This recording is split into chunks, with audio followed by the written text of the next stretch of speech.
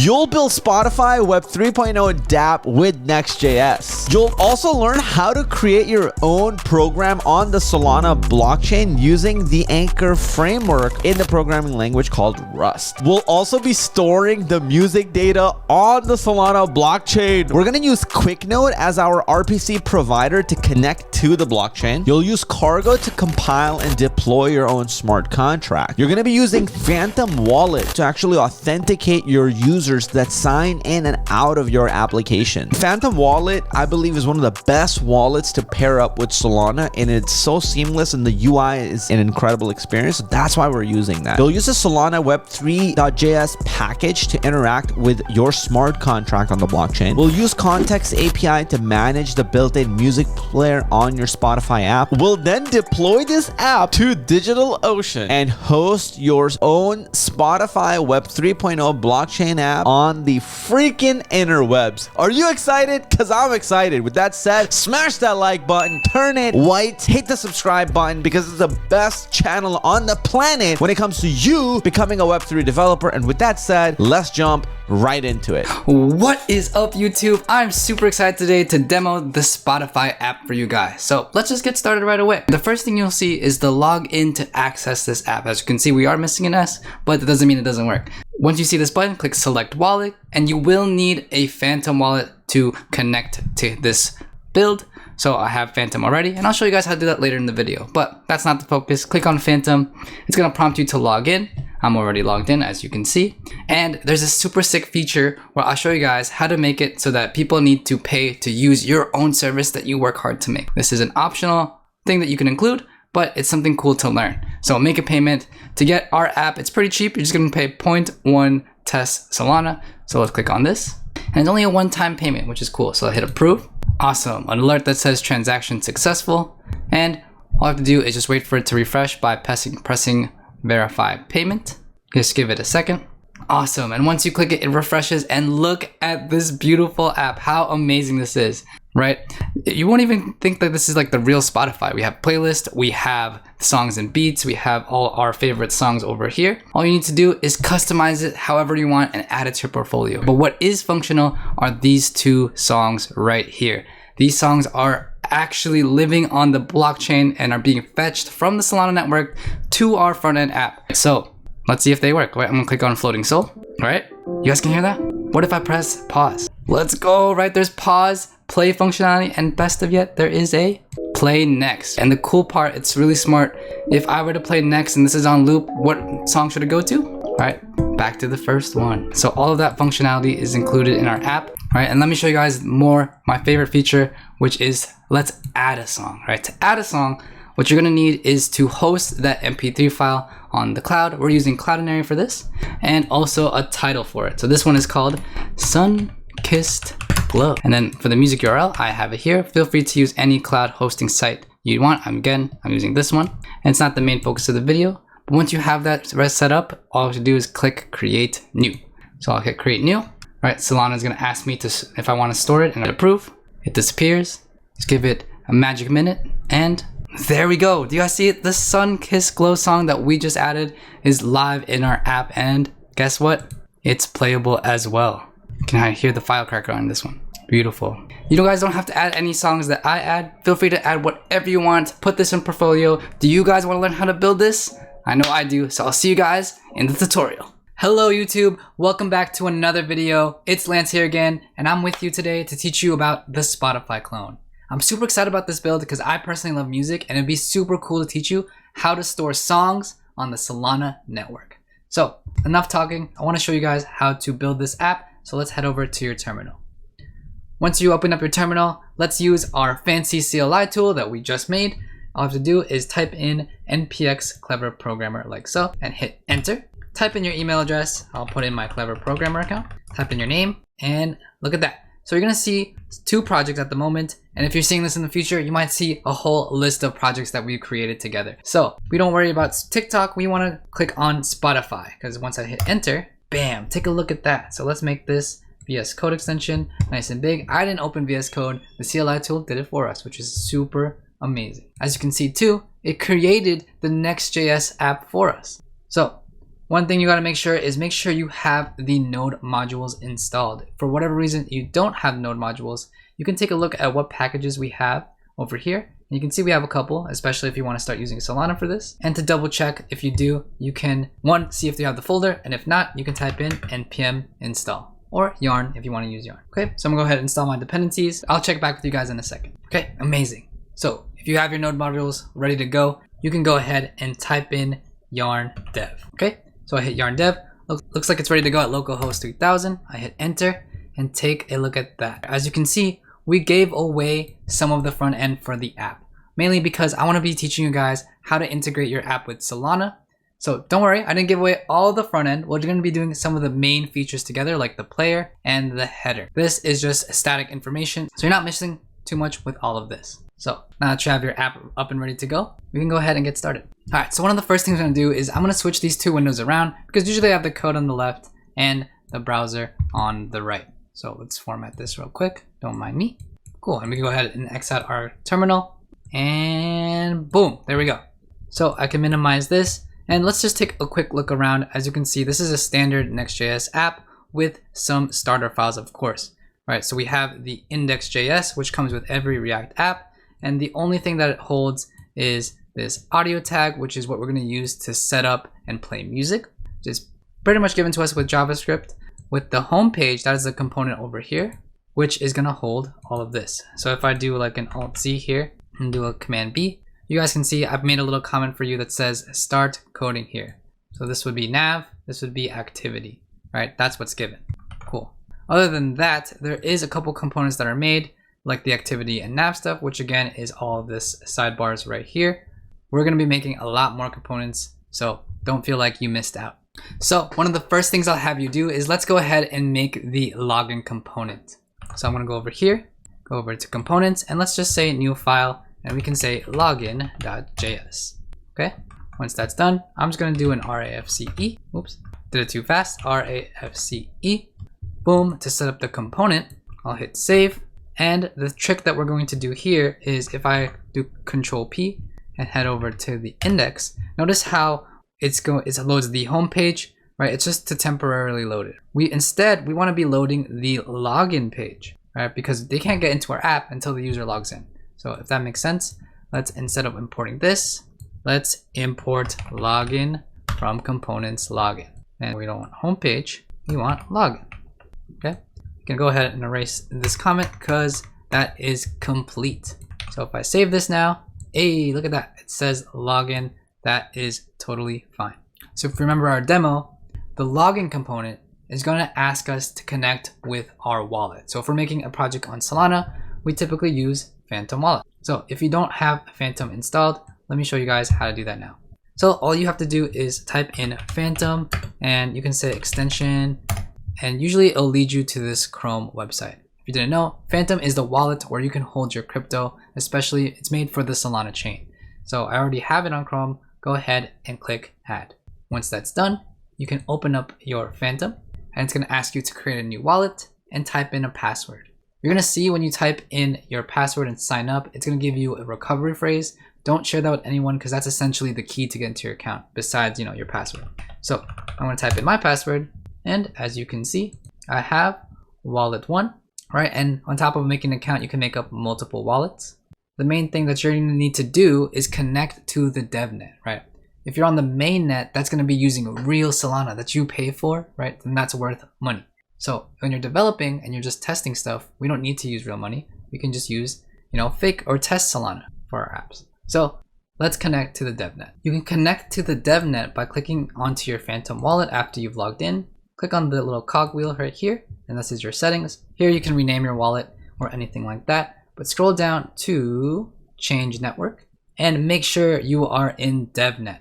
So again, not mainnet beta. So I clicked DevNet and I'm already on there. And now you guys are good to go. All right, so now that you have Phantom wallet set up, let's go over to the login again over here, and let's just create the front end for it first. Okay, cool. So just to give you guys a better view, I'm going to extend this just a little bit more. How's that? Now we're full screen, right? So with the login, there's not much to it. All we have to do is make a div here, which there already is, format it like so. And again, we're going to be using Tailwind for this, but for the login, I'm just going to use the class name styles dot login page, and within that div, we're going to have a p tag class name, and we're going to say styles dot text. And then we'll just say, right, I know it says styles is not defined, login to access this app. So if you want to put styles on here, because we're using Tailwind, just make that styles object up the top. Say const styles, is equal to login page. And here we can give it a width screen, height screen, background white, right? Because this background should go with the main Spotify component. Oh, and if we hit save here, see, this should be S. There we go. So now we can see the background white taking effect here. And we want to display flex with a justify center, justify-center. Give it a flex direction of column and an item center. So now it's gonna make that box perfectly in the center. Okay, cool. Then we can see text.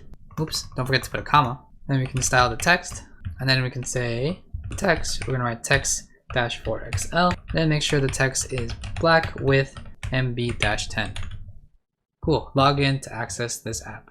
From here, I want to set up the skeleton of the Phantom connection. So I'll just put a comment here temporarily, and inside is going to be a component called wallet multi button. Right. So this component is not something we need to make. It's something we're going to import from the Phantom library.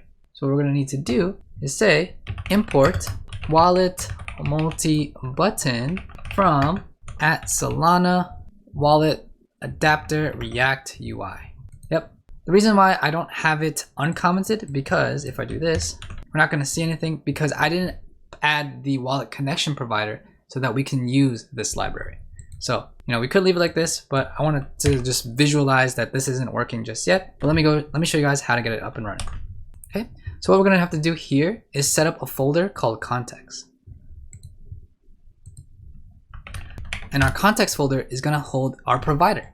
So in the new file, we'll say wallet connection provider.js. Awesome. Now with that provider, I'll just do a control B here. Boom. RAFCE. Cool. Now to get started with the provider, we're going to need to import a couple of things as well. The first one being import connection provider and the wallet provider.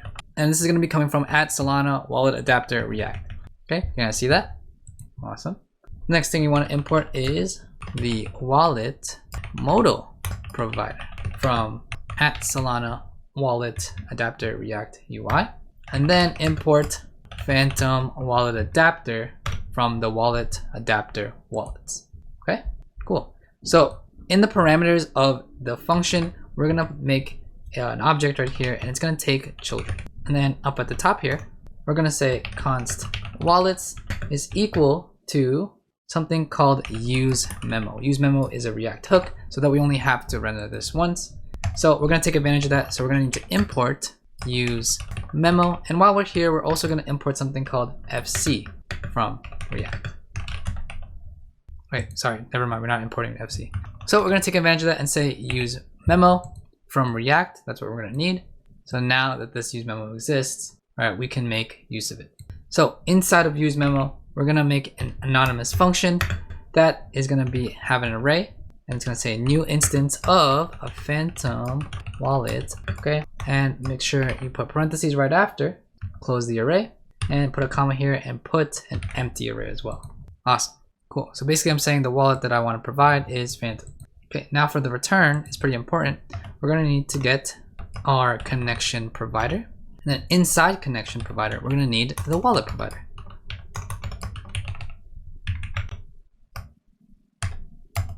And then lastly, inside the wallet provider, we're going to need the wallet modal provider. You following so far? So close it off, and in between this wallet modal provider, there we can put children. Okay. And for in line 13 for me in a wallet provider, it's going to have an attribute called wallets, and it's going to equal the wallet. So essentially passing all the wallets that we're using. If you look what wallets we're using Phantom.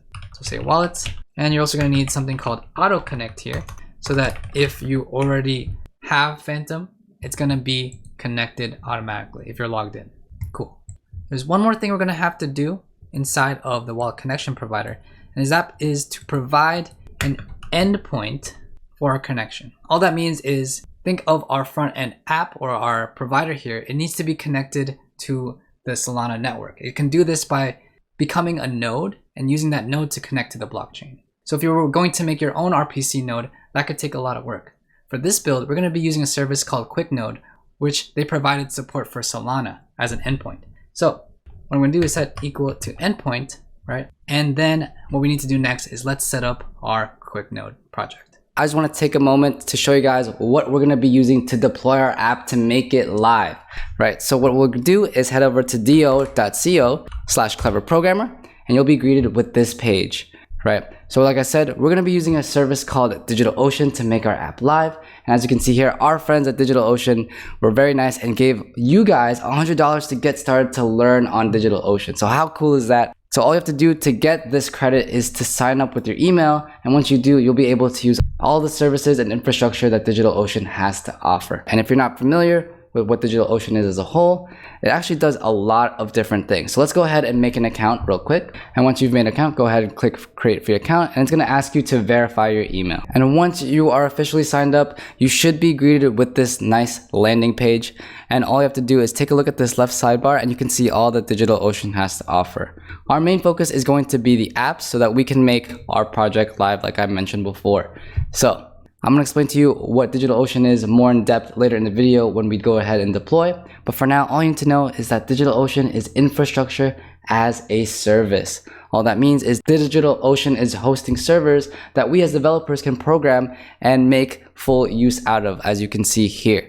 So without further ado, let's get on to the next part of the video. All right, so to get started with QuickNode and to get the endpoint that we need, go ahead and go into the description and click in the link below, because QuickNode hooked us up with a free endpoint. All you have to do is take that link, put it into the browser, and fill out this quick 45-second survey. And as I fill it out, I'll go ahead and explain to you what QuickNode is. So let's hit let's go. Type in your email to where you're gonna. This is where you're gonna receive your endpoint. Go ahead and hit OK.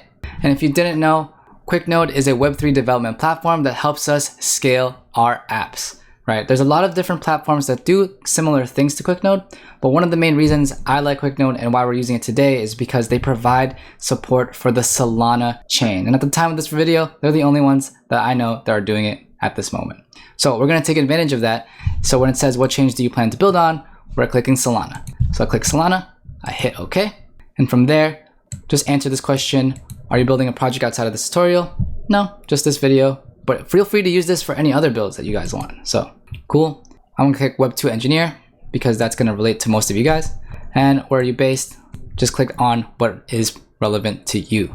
From there, go ahead and click Submit, and you'll be greeted by the QuickNode webpage. All right, so you should have gotten an email by now. I'm gonna go ahead and grab my endpoint, double check your email to see if you got it yourself. All right, perfect. So I got my endpoint, and what we're gonna do to make this a lot easier, since we're gonna be using it in a couple of different places, I'm gonna go ahead and hit Control B. And what I'll do is in the root of our folder, we're going to make another folder called okay. And in our utils folder, make a new file, and we'll say const.js. Perfect. Let's just clear out this folder. We can make this a little bit bigger. Awesome. And just click this back to our page. And what we'll do is import a couple things. The idea with the const folder is going to hold a couple different variables that we'll be using throughout our app. Let's just import public from @solana/web3.js. Perfect. Okay. From there, what we want to do is export const something called Solana_host, and it's going to equal the QuickNode endpoint that you got in your email. So if I put quotes in here and I hit paste, this is mine. All right, go ahead and paste yours onto there. And we're going to be coming back to this to update it with more things. But for now, this is perfect. So now that we have that, let's head back to our wallet connection provider. And what we'll do is the following. So we're just going to import that Solana host, right? So what does Solana host hold in this variable? What do you guys think? It's the actual endpoint itself. Okay, so what do we want to pass in here? Exactly. So what we're going to do before we just put it into this value here, or this object, we're going to set it up like we did with wallets. And I'm just going to say const endpoint is equal to use memo. So we're gonna use the use memo hook again. And inside use memo, we're gonna say Solana_host. Perfect. So essentially, right, our QuickNode endpoint is in Solana host, and we're gonna put that in a variable called endpoint, and we're gonna take that variable and pass it here so that we can use it. All right, so that's it. That's our wallet connection provider, right? So our provider is set up, but it's not being in use yet. So that we can use it, what we're gonna need to do is go to our app, and let's import that provider and wrap it around our application. So what we need to do is import dynamic from next dynamic, right? This is something similar like we did on the TikTok clone, if you guys watched that video. We also need to import, or actually require, at Solana, we're gonna need the wallet / adapter react. That's the one I want. Adapt wallet, adapter, so React one, yep, React, UI, and then it's gonna be /styles.css, hit save. And what we can do from there is say const wallet connection provider is equal to, and here comes dynamic parentheses, and then we can say import quotes ... context / wallet connection provider. Okay, we're almost done. What you want to do after this is add a comma, then put this little object here and say SR is false. Okay, cool, awesome. So now we have the provider imported to us. What we need to do is wrap it around the app. So to do so, I'm gonna put quotes. And after we put quotes, what we need to do is take the provider. So I'll say quote the, what's it called? The less than symbol, wallet connection provider, right? Now it's not grayed out, close it, and just simply put your app in between this. Okay, cool. So now that we have our provider set up, we can go ahead and use that wallet connection button over here. So what I'll do is head back to login and we can comment this one out. So let's hit save. Hey, there it is. Now we can select wallet. And you can see the text that I have Phantom, right? I didn't write any code for this wallet multi-button. This is provided through us through the Solana wallet adapter, and it can already detect what wallets are connected. So that is pretty sick. We can take this one step further before I make the connection, is that once you log in, you should be sent to the home page. Yeah, that makes sense. But another thing that we could do, and I want to showcase in this video, is what if you wanted to make it so users have to pay for your service or whatever app that you create. So I'm going to show you guys how to do that with a payment component, right? So users will pay some Solana to use your app. You can think of it like subscribing to Spotify so that you can get their music. So let's hit Control B, and what I'll do under components, I'll make a new file. I'll call it payment.js. We can just say RAFCE. Perfect. Hit save. And once that's done, all right, it should just look just like this. Go back to login, and here's what we'll need to do. We're gonna import a hook. I'm gonna import right here, and import something called use wallet from Solana wallet adapter React. Okay, use wallet is a hook provided by Solana and what it does is it's gonna get the instance of the wallet that's connected, and we can use that object to check different things like, is the wallet connected, is it not connected, and so forth. So like I said, if we select wallet, we connect the wallet, I want to be redirected to a payment.js so that users can pay, and once they pay, they're free to use our service whenever they want. It sounds pretty cool. I'll show you guys how to do that. So it's actually pretty simple. All you have to do now that you imported that is go ahead and write an if statement right here in line 11 for me. And you want to write is if, right, wallet.connected. Okay, wallet.connected. Is wallet defined? Right, I hope most of you say no. As you can see, it says wallet undefined, right? So where do we get the wallet, and how do I tell if it's connected? Like I said, this is where the hook comes in. So, right, actually I move this if statement, by the way, inside your login button right here. So put it in line 17, and what I want to do so that we can make this defined is get the instance of the wallet. So we can get that by saying const wallet is equal to use wallet, right? So now wallet exists. This is a hook that's checking what wallet is connected. And if the wallet.connected is true, which means I'm logged in, we want to return payment.js. The component needs imported, of course. So let's import payment from payment. So let's hit save. I'll hit refresh just for, and what should happen once I hit this button, we should be returning payment. You can hook this up to send to you to whatever component you want. You can hook this to home, a different landing page, right? It's up to you. But let's hit Phantom, type in my password, unlock, and bam, look at that. we are now logged in and we are looking at the payment.js. This is how you set up the provider thanks to QuickNode and Phantom. Cool, so now that that's done, before I go ahead and write out the payment component and make it all nice and pretty, what I want to do next is start writing our Solana smart contract. If you guys know what a smart contract is, go ahead and move on. But if you guys don't know what I'm saying, what is a smart contract? Let me ask you guys this. Do you guys know what a regular contract is? Yes, of course you do. A smart contract is essentially a programmable agreement that lives on the blockchain. So a Solana smart contract is usually called a program. Let me show you guys by showing you the smart contract that we created Solana in the last video. So what I'm going to do is go to this website called beta.solpg.io. If you guys are coming from Solidity, this is essentially Remix, but for Solana. It will make it easier for you to write the smart contracts all from your browser without any tedious installations for your computer. Right? Solana Playground uses the Anchor framework, which is a framework of Rust, just the native coding language to develop on Solana. Okay, cool. So what does this smart contract do in particular? This is the TikTok clone. If you see something called pub.fn, this is no different from a function, right? You guys are developers, you guys know what functions are. So what does this function do? Take a moment to take a look. Exactly, it creates a user, right? What does this one do? It creates a video, right? What does this one do? It creates a comment, okay? So yeah, I'm gonna take this time to go over the anatomy of a smart contract. So where can I find the smart contract's name? Well, if I scroll up at the top here, you can see that here's the program. And again, that's what a smart contract is on Solana. And you're gonna see mod TikTok clone. So you can look at this as the name of our smart contract or program. I'm gonna start saying now, okay? Cool. So when you create a user, how does it know what a create user is?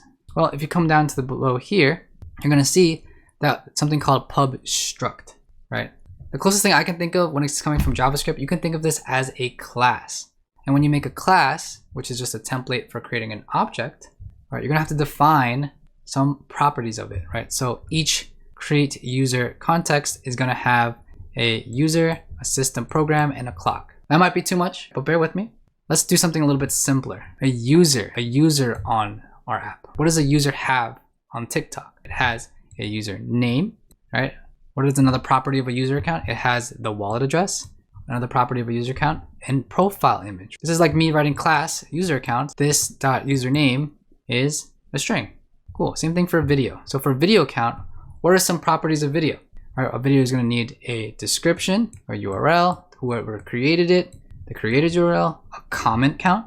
Right. And another thing you notice with Anchor or Rust is that we have to define the type, right? So can you guys tell me what is the type of created URL? That's going to be a string, so it knows what to expect. U64 is an unsigned integer, basically numbers that are just positive up to 64 bytes. So you can limit how big of a number you're expecting here using U64. Okay, awesome. So there's a lot more little nuances about this, but we're gonna learn them as we go along. So stick with me and we'll make it work.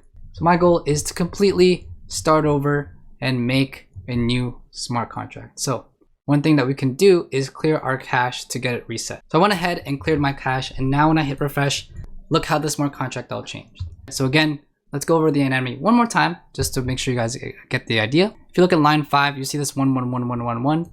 Think of that as the address where your contract lives on the blockchain. All right, so this is the current address of the default smart contract or program that comes with Solana Playground. So what's the name of this program then? Hello Anchor, right? Cool. So what are the functions of this program? Initialize. Okay. Cool. So what are the structs? There's the initialize struct, right? There's the new account struct, and it just takes in data, right? So then this is an even more simplified program. So now that you guys understand the anatomy, we're going to be building this out and using this as a template to create our Spotify smart contract. You with me? Let's get excited. Let's get to coding. Okay, so now let's set up our Solana program. All right, and before I get started, I just want to say big thanks to the Solana team, and specifically one of the developers for the Solana Playground. His name is Acheron. He helped me out, and I learned a lot about how these smart contracts work from him. And the main thing that I want to show you guys is if you look at the top here, you're going to see something called use. You can think of use as imports, right? So here I'm importing Anchor Lang Prelude, right? So there's a couple other imports I'd like to include. Don't worry too much about what they do because you'll understand as I use them. Okay, awesome. So coming over to line 8, like I said, this is essentially the address where that program lives. And when you first start out, you're going to notice that it's 1111. When we build the program, it's going to change to the actual address where it lives. Okay, here in line 10, we're defining what is our program, what are the contents of it. And remember I said that in line 11, this is essentially the name of our program. So we can go ahead and change it and say Spotify clone. So that's just the name of our program. I'm going to be using this default or starter contract as the template for creating our own. So for use super, we're going to need to keep that. And if I hit enter here to separate it, here is where we define all the functions of our program. So what can our program do?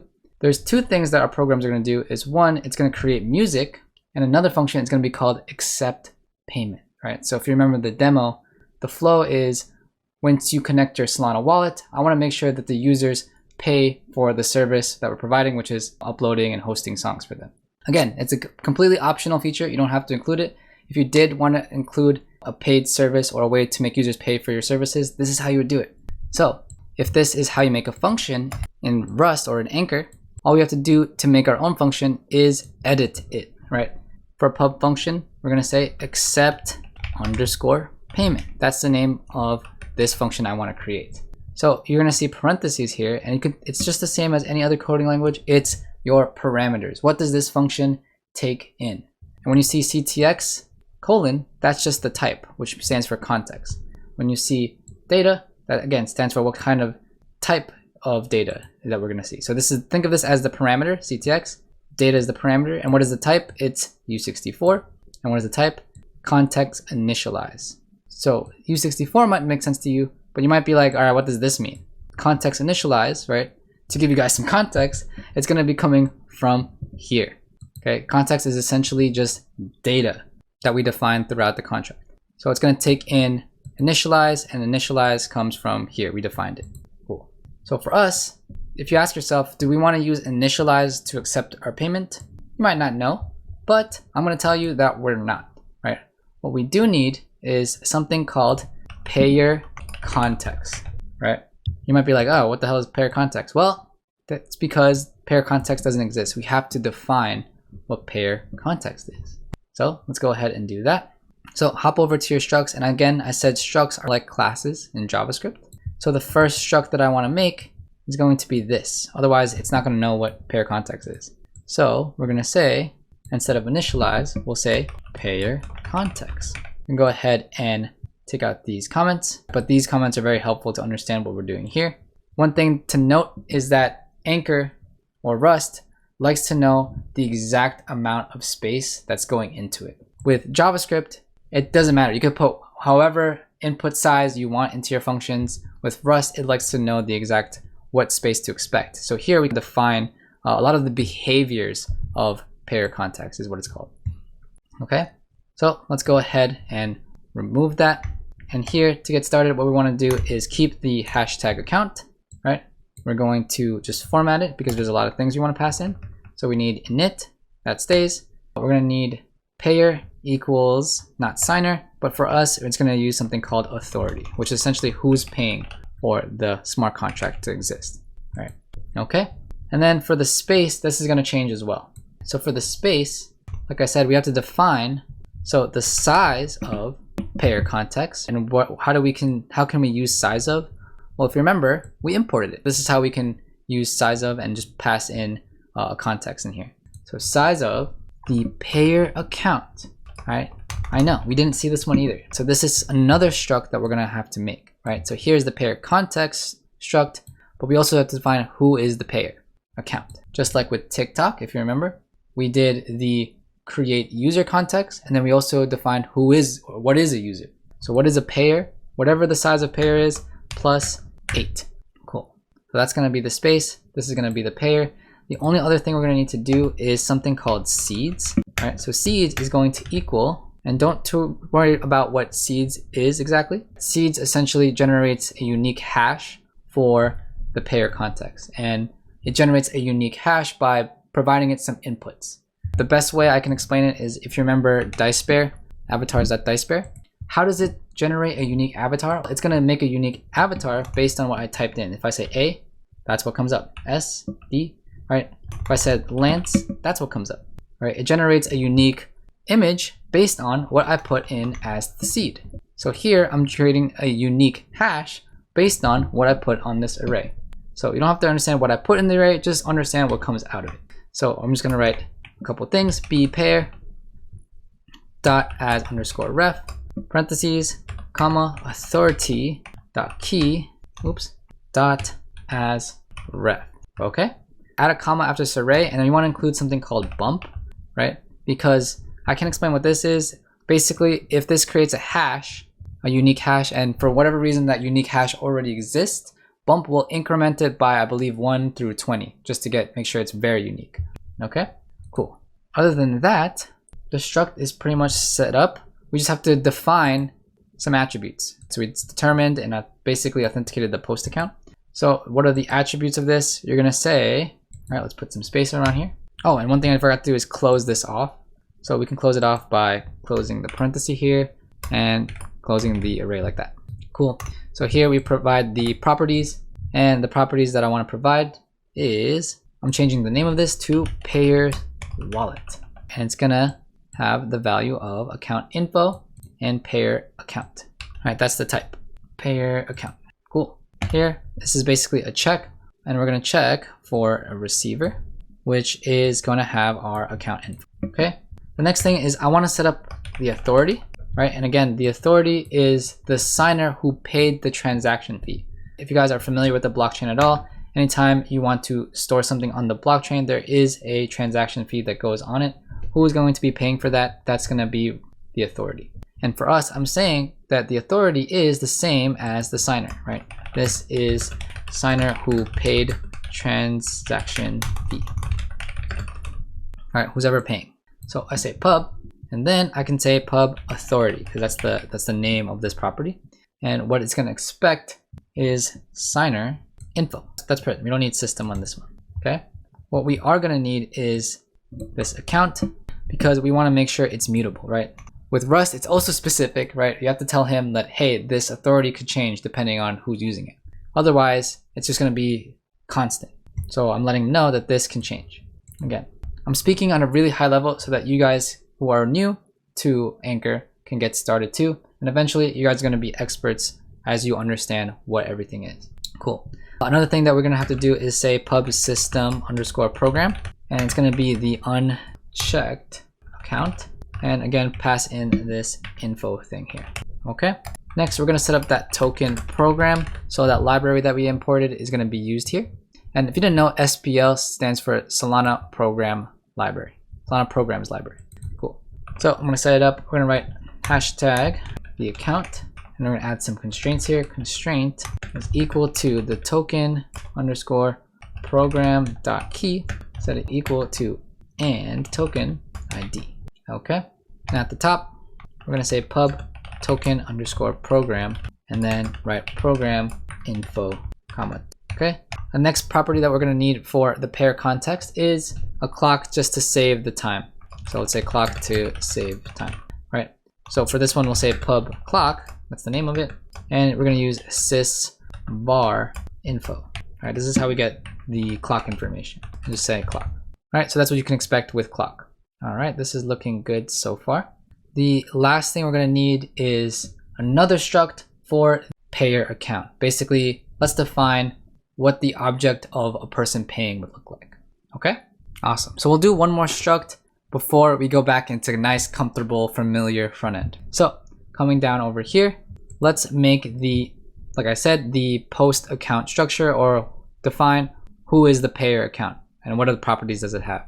So, right, now that you guys had the template from before, oops, so let me just put this back here. But now that you guys have the template from before, let's try to make this without looking, right, or without using or editing a template. So what I want to do is say hashtag, right, account. Basically, if I write hashtag account and I do a struct here, it's going to inherit all the information of what the account on the contract is. Then you can say pub struct and say payer account. All right, so what is this class? What's the name of it? All right, payer account. All right, so what is the properties of someone that are paying? All it's going to do is pub wallet pub key. And guess what? That's it. We defined what a payer account is. This is all it is. Okay, cool. So the real test is when we go to, on the sidebar, these tools here, and then we hit build. I'm expecting a lot of errors, right? Because, you know, I haven't checked in a while, and Rust and Anchor is pretty strict. So that should be it. Might be missing a couple things, but we're gonna find out now. Let's hit build. I got you. Okay. So really quickly, one thing I'm realizing before I should have hit build is I've made the structs, but I forgot to finish out the function. All right, so we have all the structs we need. This part should be a lot clearer. All right, I'm gonna replace this with program result, which is essentially the same thing as the one I replaced, but I'm using program result because I'm importing it anyways. And program result is basically defining what comes out of this function. All right, you could look at it like that. Okay, so from here, accept payment, right? We want users to pay for our services. And again, you don't have to do that, but if you did, the first thing we're gonna have to do is let payer wallet, it's just a variable, and set it equal to and mute. Again, mute means I'm making whatever I write after this mutable. It can change. And what's mutable is gonna be ctx.accounts.payer_wallet. Okay, so the payer wallet is gonna be equal to the account's wallet. And now that we have the context of what a payer wallet is, if I were to write something like payer_wallet.wallet, right, where is .wallet coming from? Well, what other class has a wallet attribute? It's the payer account. So that's why we set up the struct. We're gonna set it equal to the ctx.accounts.authority.key. I'm basically saying that this is going to be the value of this payer account at this key of the wallet. Okay, so the wallet should be this. All right, you following so far? Another thing that I want to mention is, you know, we're privileged with JavaScript and like other coding languages.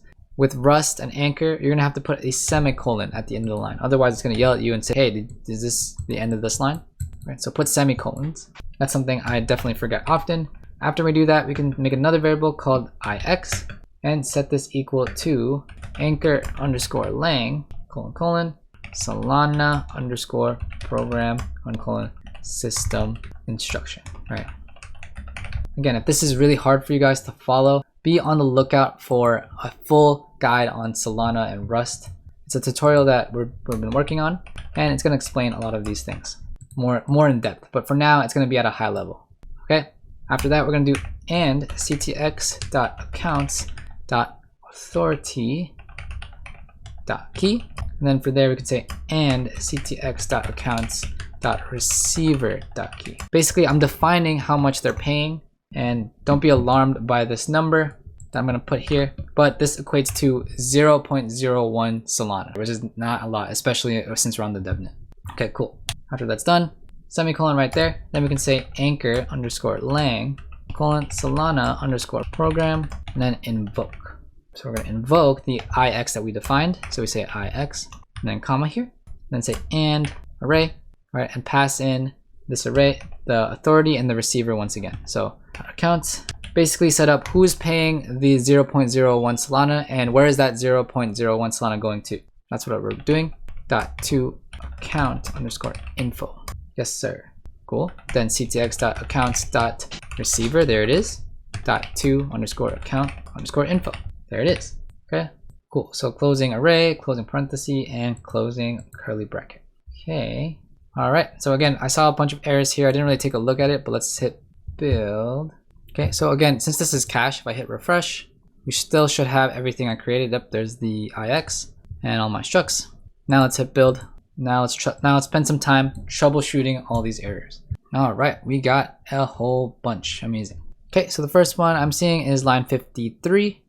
It's because it should be the comma instead of the quotes. So I think that's a couple of them right there. So line 53 should be the quote, not the backtick. Okay. Same thing on line 60. Yep. Quote, not the backtick. And that's probably causing issues everywhere else. So that should be all the info stuff. Let me refresh to clear it up because it's hard to read in my opinion. Okay. Cool. Line 53 again. This should have a comma. Line 63. Is that right? All right, so line 53, it should end with a comma. All of these should have a comma at the end of each one. I'm gonna put this one on there just in case. Hit refresh, comma.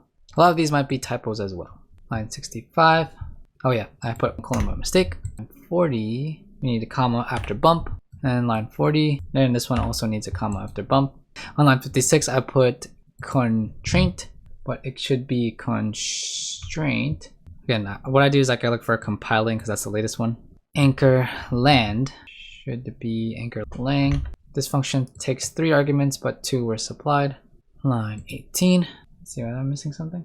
Oh, I see, comma. All right, this is why commas are important. Yes, significantly less errors. No field account in line 27. Yep, it's gonna be context accounts. Cannot be dereferenced. Okay, I'll just try this one. Cannot add integer to fn, line 41. Yep, pair account should be parentheses here. Cool. I'll build it, but now that we have a lot less errors, I feel comfortable refreshing it and then building it. Just should be the 1 or the 2. Oh, what the hell? I thought I fixed this. There you go. Let's try building now. Nice. So it's just the 1. Account info cannot be dereferenced. Okay, so I think I got it. It was just a typo around here. Just make sure everything is spelled correctly. Cool. So if you want, take a moment, double check what I have. Make sure it's all spelled the same. Maybe if I zoom in. Yep. Okay. How is that? Cool. So let's double check if we get any more errors. Okay, cool. We can live with the warnings. That's fine. As long as there are no errors, right? As long as there are no errors, we can go ahead and build. So since there was no errors, look at this. It generated a new program ID for us. And once it did that, right, we're good to go. All we have to do now is connect to Playground Wallet. And again, save the key pair just in case for later. Okay. And what we want to do next is deploy. And again, once we deploy, it's gonna go straight into and live on the Solana smart contract, Solana blockchain officially. And the cool thing about Solana programs, unlike any other chain, is that we can actually upgrade the contract, right? With Solidity, once it's on there, you're gonna have to make a whole new contract with a whole new address just to make some changes. But luckily with Solana, we can upgrade them. So I'm gonna go ahead and hit deploy. Let's just open up the terminal. Okay, cool. So this is good to know. Our Solana smart contract at the moment is gonna cost 5.13 Sol to deploy onto the chain and store it, and only have 2 Solana, right? So you can see the current balance here, and this is the wallet of the Solana playground that comes with it. So a cool thing I want to show you is if you want more Solana for this wallet, we can go ahead and click this 3 dots and click airdrop. So it's sending an airdrop request, and guess what? We got 2 Solana right here. Okay, if you remember, this is going to take 5 Solana, so we're going to have to do that one more time. Okay, for some reason that didn't go through, so I'm just going to try one more time. Hey, there we go. Now we got 6 Solana. You might want to do this a couple of times so you won't have to do it later, especially if we're going to be redeploying. So good luck. I'll do it one more time. Cool. We got 10 Sol now. We can go ahead and we're ready to deploy it. And again, I want to be concerned about deploying it because we can always upgrade it later, which we will. There's one more function and I think one more struct that I want to write to completely finish out this program. Cool. The deployment's successful, and all we're going to need to do is go over to this IDL and hit export. All right, so it says IDL 6, that's because I have a bunch of IDLs from our last build. I just know that IDL 6 is the one I want, and what you can do is click on it, and it should open up VS Code for you. This step's pretty important because we want to save this IDL because this is what helps us use the functions from the smart contract and essentially connect it with our front end. So after you click it, it should open up in VS Code. I'm going to hit Control A, or let's see, Alt Z. All right, this is all of it. You can see that it has the function accept payment and all the structs that we created. Go ahead and press Control A, then Control C, or if you make it feel better, Control X, because we don't need this anymore. All right, so I'll just hit Control C. And what I want to do is open up our folder, and we need to save this in our utils. So going into utils, I'm going to make a new file. I'm going to call it Spotify.json, and in the Spotify.json, paste all that information. Save, Alt Z, cool. It should be the same thing, all of the functions and the structs. And once that's done, in our const, what we're going to need to do, I can make this a lot bigger. Remember how we imported public key? We're going to need to use it, but first we need to import Spotify from the JSON. So we're importing the IDL here as Spotify.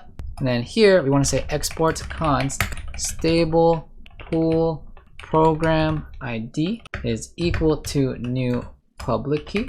And what I want to store here is the address of our program. So do you remember what our address of the program is? Yep, exactly. This is the address of our program. So go ahead and copy that. That's not going to change after we deploy it. So I'll just hit paste. And then from there, the last step, we can say export const stable underscore pool underscore IDL is equal to Spotify. There we go. So just like Solana host holds our endpoint from QuickNode, stable pool program ID holds the address, stable pool IDL holds the IDL. Cool. So that's going to come into play later. So remember this. And after that, our smart contract is pretty much set up. So give yourself a pat on the back if you were following along. I know this is hard, but we're going to get through it. And I hope you're learning something with me. All right, guys. So I switched to a different setup, as you can see, but I want you guys to take a look. Everything is still the same. If you take a look, let me zoom in. This is the same contract address as we had previously, but since I've switched to a different desktop, I want to show you guys how to redeploy your contract. And the best way to do this is let's make a change.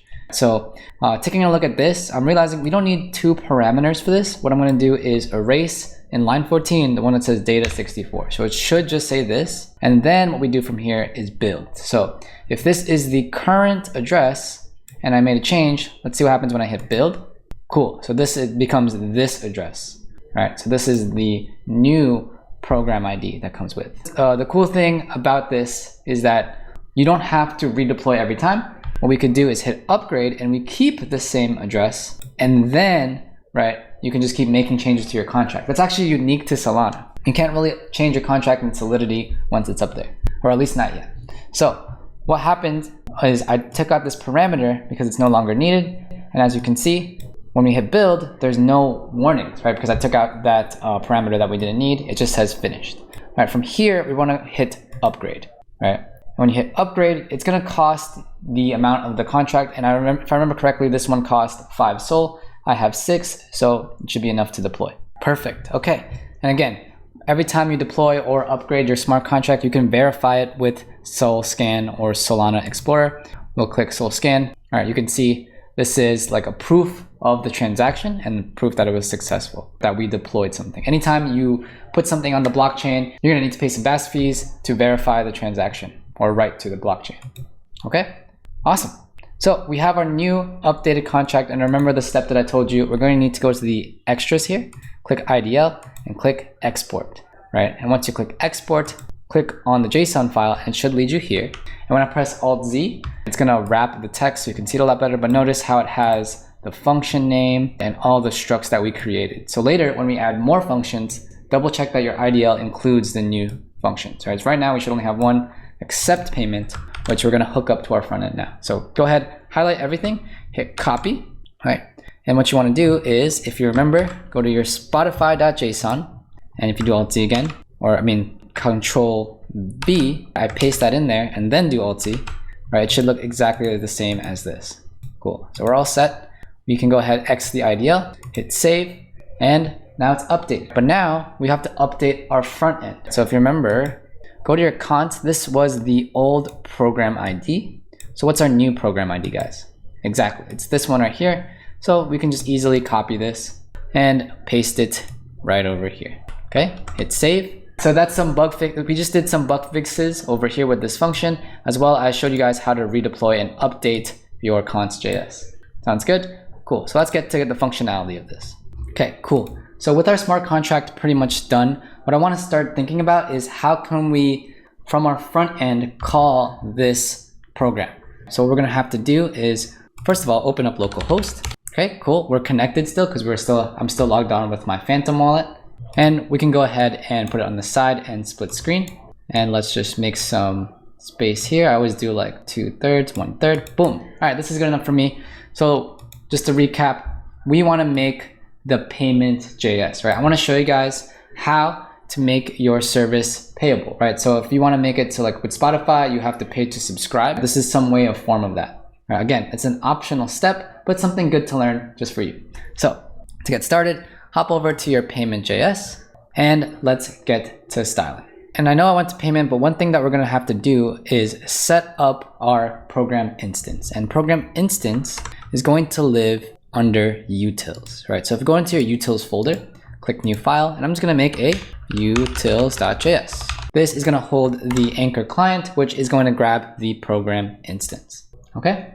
And now that we're in utils, all we're going to need to do is import a couple of things. We're going to import star from, or star as anchor. So anytime we say anchor, we're getting everything from the anchor project serum, which is essentially the project itself, the anchor project. We also need to import something called wallet not connected error, right? And this is coming from Solana wallet adapter base. Okay, and then we're also going to import the IDL and the program ID. So where is our IDL and program ID being stored? Exactly, it's going to be stable pool IDL and stable underscore pool underscore program underscore ID. And this is coming from our cons folder, which is within the utils folder. Cool. So that should be it for now. Don't worry if it doesn't make sense yet. Once I start plugging it in, it should start to make sense to you guys. So let's set up our program instance. Let's say get program instance. Okay. And it's going to be a function, and make sure you add this export here. And within get program instance, we're going to write something called if wallet dot, if not wallet. Let's try this again. If exclamation point, which means not wallet dot public key. Okay. And this not basically means if wallet public key doesn't exist, what do we want to do?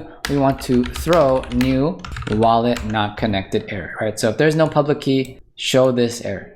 Yeah, is that making sense so far? Cool. Then you're probably going to wonder, where is wallet coming from? This get program instance is going to expect a connection as a parameter, and we're going to also pass in a wallet, whatever wallet's logged in, and we'll be using Phantom. Cool. But if there is no wallet public key, then throw the wallet not connected error.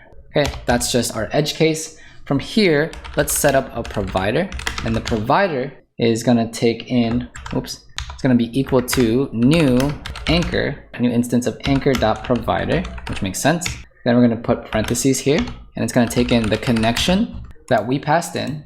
It's also going to take in the wallet that we passed in, and it's also going to take in anchor.provider.default. All right, you saw it for a second. It's a method, default option. Okay, that's what the provider is going to take, right? In this variable, we hold this instance with all this information we pass in. So after the provider, we should also make a variable for the IDL. What variable holds the IDL? Stable pool IDL. Okay, now we need the address. So I'll say const program ID, right? How do I get the ID? It's going to be in this variable. Okay, and we also updated it. If you remember, it's now this instead of the E one. Okay, from there, well, we can get the const program, generate the program client from the IDL. So we can do that by saying new anchor.program, and guess what? We'll pass in all the variables that we set up. So to make a new anchor program, a new program client, we're going to need to pass in the IDL, the program ID, and the provider. So that's the reason we set it up. Afterwards, we can just return program, and guess what? We're good to go. So hit save on utils, and that should be good. Amazing. So after utils is set up, I feel comfortable going back to payment now. And with payment, I'm just going to set up the imports, and then we're going to explain it later. So with the new version of React, we actually don't need to import React from React. Sometimes I keep it, sometimes I don't, depending on how I feel. All right, so we'll just need use effect and use state. All right, the two most common hooks, and this is going to be coming from, of course, React. So afterwards, what we're going to do is in utils, we exported the function get program instance because I want to be able to import it right here. So let's get program instance from utils, okay? And then from there, we can say import token program ID, and this is gonna come from Solana SPL token. Okay, and if you didn't know, SPL stands for Solana Programs Library, and we're getting the token program ID from there. Okay, afterwards, let's also get the Solana host from our const. If you ask you guys, what is the Solana host? Can you tell me? Exactly, it is our endpoint that we're using QuickNode for. Exactly, it's going to connect us to the blockchain. So that's what Solana host is, and we're going to be using it later. Another thing I want to do is use this custom hook called use wallet that comes from the Solana wallet adapter. Basically, this is going to hold the instance of the wallet that is connected with payment. Yeah? Okay. Let's see, is there anything else? That should be it for now. What I want to do next is set up a couple variables that we're going to be using in our functions later on. So I'm just going to say const anchor is equal to require. Right, and this is where we'll grab the anchor project from GitHub. So it's project c/anchor. Okay, cool. So we grabbed anchor, held it in the variable, and now I want to destructure a couple things from anchor. Okay, what I want to destructure from anchor is Web3. So to destructure an object, you're going to say const object empty object equals anchor, and then you say, what do you want from this object? I want Web3, right? You're going to see us later make custom hooks, and this is how we would make them. So use effect and use state is something that we're getting from the React library or React object. So this is all destructuring. Okay, so we're destructuring Web3 from anchor, right? And guess what? If I write something like this, what could you say is happening on this line, right? We're destructuring something from Web3. So what do we want from Web3? I want system program from Web3, right? If you're wondering how do I know what's in Web3, what you could do is console log it. I kind of cheated, I went ahead of you guys, and you could console log anchor, and then you could find a Web3 key and then pull from there, and then you can get system program from there, from Web3. Okay, cool. Another thing that we're gonna need is const utf8 is equal to anchor.utilities utils bytes.utf8. Okay, cool. One more thing, we're gonna need something called default account. And if you watched the TikTok video, you're gonna know that this is something that we had to write a couple times. So we're gonna write the token program. It's an object, right? And it's gonna take in a couple keys. The first one is gonna be called token program. And the value of this is exactly what it sounds like. So does any of our imports hold the token program? I think so. So that's what we wanna put here. So we're gonna say token underscore program underscore ID, right? From here, put a comma. Then you can write clock, right? And then you can say anchor.web3.sysBarClub publicly, right? This is a key called clock, and this is how we get the actual clock from anchor. Okay, from there, what I want to do is write system program, and the value of that key will be this right here, which we destructured from Web3. So we write system program, and that's not it, right? We're gonna use dot notation to get dot program ID. Awesome. So those are all the variables for now, right? What I want to do next is set up the states for our payment function, right? After that, then we can do some nice comfortable front end, right? For the states, the first thing I want to do is const wallet is equal to use wallet. Remember how I said this hook right here is going to grab the instance of the wallet that is connected? We're going to store that in a variable. So anytime I say wallet, think of what wallet is connected. Well, so after that, we're going to have a variable called connection, right? So if you remember get program instance, what are the two parameters that it is expecting? A wallet and a connection, right? So we're going to have a variable called connection, right? And it's going to be new anchor.web3.connection. And what holds the endpoint or our connection to the blockchain? Drumroll, it's gonna be Solana host. Exactly. That's why I asked you at the beginning. Solana host. Thanks to QuickNode, we have our endpoint. Okay, so Solana host is ready for our connection. Let's write const program. So how do we get the program then? We have a function that does that. So let's say get program is equal to get program instance.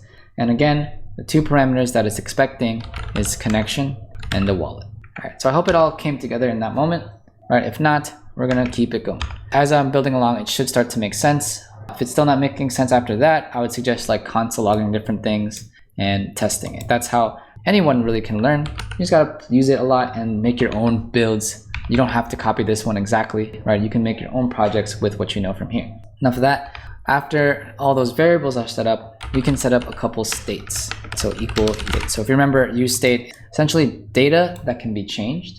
And again, this is destructuring, but for an array, okay? Because useState returns an array with two things, right? The first one is going to be undefined, usually until I define it, but the variable name is going to be called payers, and then set payers. What I want to do with this useState is keep track of every single person that pays for our program. Because if you paid for Spotify, I'm not going to ask you to pay again. So I want to store all the payers in the array.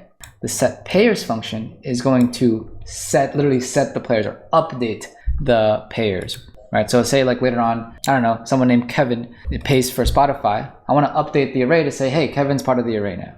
So that's what this function is for. What you put in here is what do you want the array to start out as? And it's usually the same type that you're expecting. So if I'm expecting an array, how should it start? Well, it should start empty. So when I first console log pairs, it will be an empty array until I use set pairs to update that. So I hope that made sense to you. That's just basic React hooks on useState. So if you understand that, we'll make another state variable here. This one is going to be called isPaid and setPaid. So the idea with this state is if you are in the array, I want to eventually loop through it or iterate through it and check if you're in the array. So I imagine you're logged in over here, and there's going to be a function that's going to get all the payers or all the wallets that are paid. And if I see your name inside the array, then I'm going to make a state that is essentially a toggle that says, okay, he's good to go. isPaid is true, right? But by default, like I said, I'm going to assume that you didn't pay until I check it, then I'll switch it, right? That's the logic that I want to handle here. So those are the states. All right, we're going to take a break from all the variables, and I think let's make the JSX of payment, which is not too much, okay? So to make the JSX of payment, we're going to need to make the style object up the top. So let's say const styles is equal to object, right? So we won't get the error, and you can see me edit this live, right? So we'll do div, right? Let's clean this up and give this a class name. And the class name of this will be styles.main. Awesome. So inside the main div, we're going to have another p tag actually with a class name equal to styles.text. And inside the p tag, instead of saying payment, I want to start saying make payment. Do that update. Hey, there we go. That looks a lot better. Okay, so as a sibling in the next line, we're going to say div, and this is going to be class name styles.button or buttons. This is going to container for the two buttons that I'm planning. The first button on the left is going to be the make a payment button, right? Make a payment here. On the right, I want to do a verify paid or refresh who paid. So this is the container for it. So inside this div, right, I'm going to hit enter, and in line 35, I'm going to write, okay, and inside that button, we're going to say pay 0.1 sol, which is not a lot, right? I want to make it cheap just for testing purposes. You can make this any price. And if you're wondering how you can make it any price, you go back to Solana Playground and you go to, let me make this a little bit bigger, and you go to accept payment, right? This is where we define that price. This equates to 0.1 sol. If you want to make it bigger, you just have to increase the size, okay? So users, to use our service, they just have to make a one-time payment of 0.1 sol. And again, if you're like, I don't want people to pay, you don't have to include this step. Cool. So pay 0.1 sol. Next, we want to do a button, and inside that button, we're going to do class name is equal to styles.button, right? Ideally, this should also be over here. So let me put it in the other button. Class name styles.button. Okay. So we have a class name buttons and a styles.button. And this one is going to say verify payment, right? Because once you pay, I want to be able to click this button to essentially make the page go through the array and check if it went through. So that's what the verify payment is for. Cool. And guess what? That's it for the JSX. All right, so if I hit save, boom. Again, this is it for the UI, but once I add the styling, it'll look a lot better.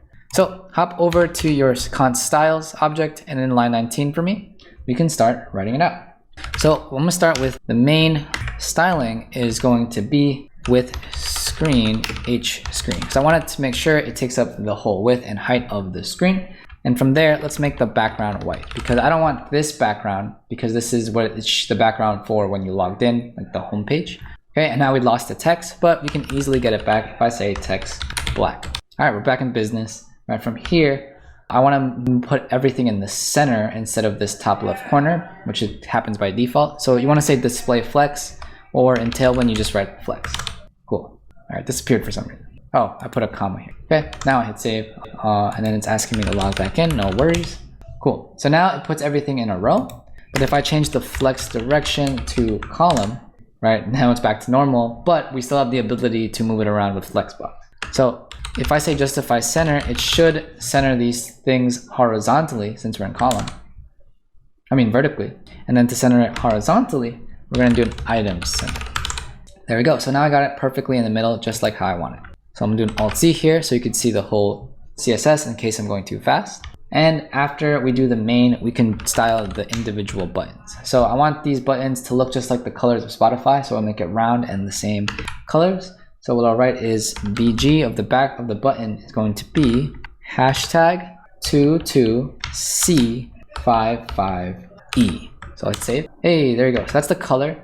but we also want to format it, right? So let's give it an M3, right? So there you go, some spacing. And now I'll keep it in comma. We'll do text white, because we should be able to see it now that it has that background color. I want to make sure the font is bold, okay? And if we do a PY-4, nice, and then a PX-7, cool. So I'm feeling that size. I think it's pretty good. And I want the buttons to be rounded, so I'll say rounded full. Then we can do a hover effect. You can do like a opacity every time I hover. If I do opacity-70, then we write transition. Hey, okay, I like this a lot, okay? And you can see it's kind of off center, but once I style the buttons div, it should look a lot better. All right, for now, I'm gonna work on the text though. So for the text, I wanna make it a little bit bigger. So let's do a text-4XL. All right, there it is. And then again, we can write MB-10. There you go. And for here, now we can talk about buttons. And to fix it, we can say flex and items center. Actually looks a lot better. It didn't look as off center as I thought it was. Okay, but that is the front end of the payment.js. Okay, with that done, let's work on the functionality. So again, if you see this button, it should be pretty obvious what this should do, right? Our wallet should come up and we should pay 0.1 Sol, right, to whoever's getting the payment, right? And that function is something that we're gonna call from our smart contract. That's what accept payment is, right? So in this section, I'm gonna show you guys how can we call the Solana smart contract from our front end. Cool. So what we're gonna wanna do first is come right over here in line 33 for me, and let's set up a function. I wanna call it const pay, okay? Const pay clicked is a function that's going to call this function, right, on the blockchain, okay? So whenever we're making calls to somewhere else that's not local to us, we usually make it asynchronous because we want to be able to wait till that it's called, then we can run the next thing. Otherwise, that could lead to some problem. So pay clicked is an asynchronous function. All right. So one of the setups that we're going to have to do is do something called let the payer signer, right, equal to await anchor.web3.public key capital dot find program address. Okay, so it's a method called find program address, which is going to look for the program ID. So we're gonna pass in a couple of things. First thing is, I'm gonna hit enter here, Cool. First thing that we want to pass in is utf8.encode who the payer is, right? And we also want the wallet.public key, right? The public key of the wallet, and to buffer is essentially a way to convert the public key to what we need. And after that array, hit comma, and here we can say program.program ID, right? If you remember, where is program coming from? It's coming from our instance, and in that object we can get the program ID. Awesome. Okay, from there, let's set up a variable. We can say let pair and set up something called a try catch block, right? So try catch block is pretty self-explanatory in my opinion. Essentially, it's gonna try whatever functions in here, and if that promise fails, it's gonna end up in the catch, right? And we're gonna put E here. Sometimes people write error. What you could write is console.log error, or you can give it an alert that says, right, promise failed, right? You can make this whatever you want, right? But for the first try catch, we don't need to write anything in there, okay? But with this try catch, we're gonna say pair info is equal to await program.account.payer account, right? So we're getting the payer account, it looks like, and then we're gonna fetch the signer, right? So fetch the signer. Okay, and that's it for the try block. So from there, in the catch, what we want to write is another nested try catch. Okay, so try catch is going to take in E again, and this time we'll alert, right, whatever the error is. So e.message, right? Sometimes it says like pair wallet is not provided, or it'll tell you that you wrote something wrong or something's undefined. That's what the catch is going to say, and it's going to give it to us in an alert. So it's really obvious. Cool.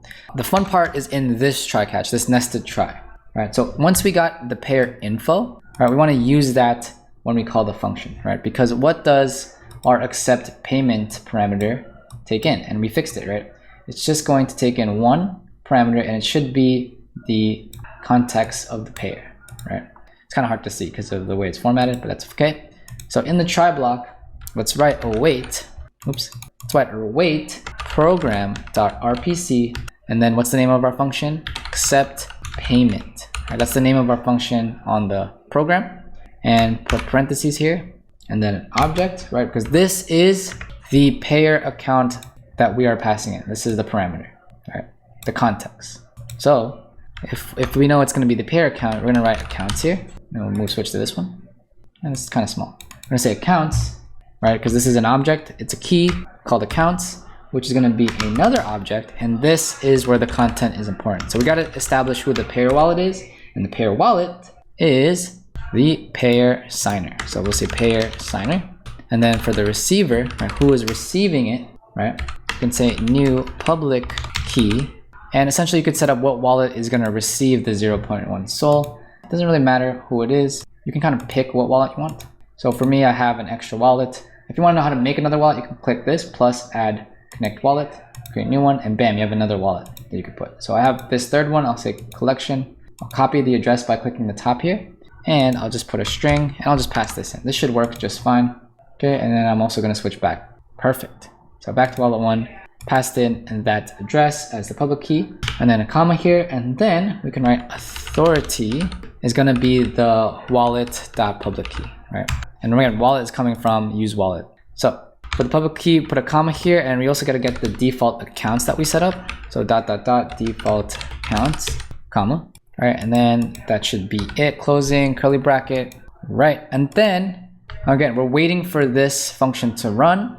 And once that function runs and it's successful, I want to have an alert here that says transaction success. Yeah, that'd be nice. So let's hit save here, right? And let's log into our app because I switched wallets.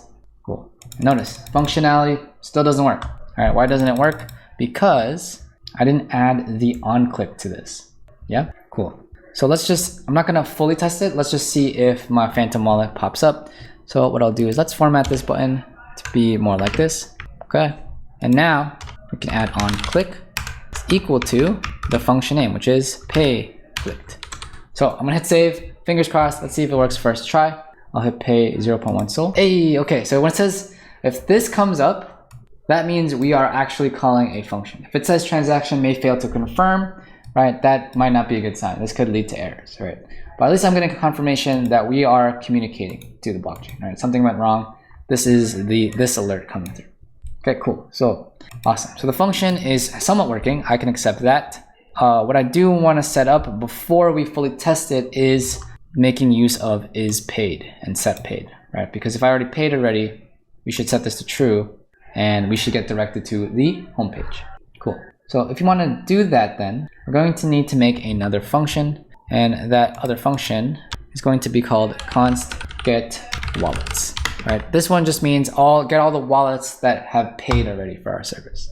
And this one's going to be asynchronous as well, because we're going to be writing a promise. So we're going to write const payer list, right? We're going to await .program.account.payer account.all. Awesome. So this is really cool because notice how I didn't make a function on my program that says, get paid. I don't have to because on the program itself, right, we can get all the accounts that paid using this method. So we don't need to write our own function for that. It's kind of built in. And this is going to return an array of everyone who paid inside this variable. So what should we do with that, right? If I want to use this state. Exactly. So what we want to do is do set payers is equal, well, not equal, parentheses, pass in payer list, right? What this does is re-renders the page and updates the payer list from an empty array to the array of who's ever paid. Beautiful. So now, how can I check if the user is paid? Well, like I said, I want to look through or iterate through this array to get that answer, right? So what we could do is payer list, since it's going to hold the new updated array, and do a for each, which does exactly what I just said. And for each payer, right, in the array, all right, what I want to do is if payer.account.wallet.to base 58, we have to convert it to something that JavaScript can read more properly or easily, right? And that's a method, is equal to, right? So basically it's going to check, is this the wallet that paid? Is this the wallet that paid? Is this the wallet that paid? Well, how do we get our wallet that's logged in?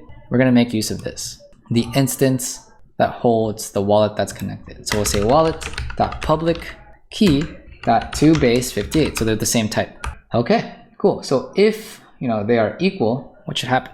All right, what should happen if they are equal? Well, we should just write set paid is true. All right, and when should we call this? We should call this on click here. Yeah, double checking on click is going to be equal to get all wallets. Okay, and if you ask yourself the question logically, do we only want to check get all wallets when I click the button? Right, that would be awesome, right? We could do that, but what if I already paid and I load the page, right? It'd be cool if it just checks automatically when we first load this payment component. So there's a cool way to do that using this React hook right here, use effect. If you remember from our previous videos explaining use effect essentially all it does is you use it when you want to run a function at a certain point of the component's lifecycle, right? In English, that just means like when the component loads or when my page loads, I want to run a function. All right, that's going to be the use case for this time. So at the top here, I'm going to write use effect, right? Like this. It takes in two parameters. The first one is what function or what do you want to do when the page first loads? Right, you can look at it like that. Okay. Well, what I want to do is if a wallet is connected, that's basically what I'm saying. I want to get all the wallets, right? So that means if I logged in, run the function. Check if I already paid. Because the second I know I paid already, we can just skip this whole component and go to the home page, right? And that's pretty much what I'm gonna do. The next thing, because otherwise, if the wallet is not connected, we're not gonna get all the wallets then. We shouldn't even see this page based on how we loaded it up. Remember, here's the second parameter, so I'll put comma here and let's put an array. This is called the dependency module, right? So if I just leave it like this, if I leave it blank, this function will only run once when the component first loads, all right? What I could do in this dependency module is write wallet.connected. Okay, so when I put this here, I'm basically saying, okay, if wallet connected is changed, like we disconnect or if we do connect right at this moment, then it's going to run get all wallets, right? Because of the condition. If I put a comma here, I'm also going to be checking for is paid, right? Is paid by default is false, but if that were to ever change for some reason, if is paid is true, run get all wallets. See if it's paid now, all right? So that's the cool way. Use effect gives you a lot of control on how your component is going to react, right? No pun intended. That's the whole point of it. Okay, cool. So that should be good for payment.js. Let's see what happens. So what I'm going to do is refresh this page. Awesome, we're still connected. And I can even show you guys if I go to get all wallets, console log, get all wallets is running, right? You can see, right? I also want to show you console log is paid. So let's make a refresh here. Make this guy just a little bit bigger. Inspect element. Let's see what comes up. Cool. Get all wallets is running because I hit refresh. If I hit refresh again, get all wallets running, and you see false because is paid should be false right now. Cool. So time to see if this works. Let's hit the pay sol. Again, usually if you see transaction may fail to confirm, that usually isn't a good sign. It should be able to calculate how much you need to pay. So let's hit approve. Okay. The program could not deserialize the given instruction. Okay, so that tells me there's something in our function here that we need to figure out. Cannot deserialize the given instruction. Okay, so it looks fine in my cons. The utils looks good. I might just try to redeploy the smart contract because when I'm looking at the smart contract, I'm not entirely sure what's wrong. So let me just double check by hitting refresh. Let's just do a build and deploy again. So let's build it. Okay, no errors. Let's upgrade it. All right, even though I didn't make any changes, let's just see if I can just get a new IDL. Okay, so it looks like it upgraded. We want to export the IDL. Open this up. So let's see it real quick. Then I'll do Control C. Go to Spotify.json. Control A, delete, paste, save. You can X out that new one. And again, this address should stay the same. Yep, upload the utils. Okay, and on the payment side, there's one thing that I wanted to add. And what I want to add is if the user is paid is set to true. Basically, if I did pay, I want to load up the home page. So we can probably write that right before the return, like right here. So ready? If it is paid, right? If that's true, return home page. Okay, and home page is given to us, right? It's this lowercase one. And then at the top here, we could import it. Import home page from pages home page. Cool. So if we pay, the use effect will take care of it. It's going to run get all wallets, and if we run get all wallets, is paid is going to be set to true, right? It's going to be right here. Wait, did we set it to true? Okay, cool, perfect. So just to make sure as well, triple checking, I'm going to end the terminal, yarn dev, make this smaller, hit refresh, double check I have some Solana. Yep, I do. Hit pay sol. Come on, come on, come on. Okay, all right, so it doesn't say transaction may confirm. There must have been something wrong when I went to deploy it. Let's hit approve and let's see what happens. Approved, transaction successful. Awesome, cool. So if we see the alert, let's go scroll down, Control B, Control J, and let's increase this. If we see transaction successful, we know that the accept payment function ran and there was no issues, right? And again, if I click verify payment, let's go, we're in the home page and we paid, right? So that means we paid and we should be good to go, right? Let's go to a wallet that definitely didn't pay. Let's go to wallet number 4, right? Select wallet, we connect wallet. So should we see the home page? No, they didn't pay yet, right? And we can't pay with wallet 4 because it doesn't have any Solana. Cool, but if I were to switch to wallet 1, and we hit refresh, and we are in. So this is how you make a subscription to your service, right? Now that that's done, we can work on the actual app itself. All right, so we were able to successfully call a function from the blockchain. What we want to do next is start working on the home page. So let's take a look at that. So if I say Control P, oops, not on that page, on this page, Control P, say home page.js. Right, this was given to you, right? The nav, which is this, the activity, which is this, right? Okay. What we want to start working on is all of this, right? That's why it says start coding here. So what we want to do from there is import a bunch of different things, right? Let's just set up the front end of the homepage. All right, so with the homepage, there's going to actually be a bunch of different components. If you remember the demo, there's going to be like a table down here, that's the player, and there's going to be some sort of like header, as well as a nav, not the nav bar, a playlist component. Okay, so before we even get to those, let's import any hooks that we'll need. And I can tell you right now, the hooks that we're going to use is going to be use effect, which I explained to you earlier, and use state. Okay, cool.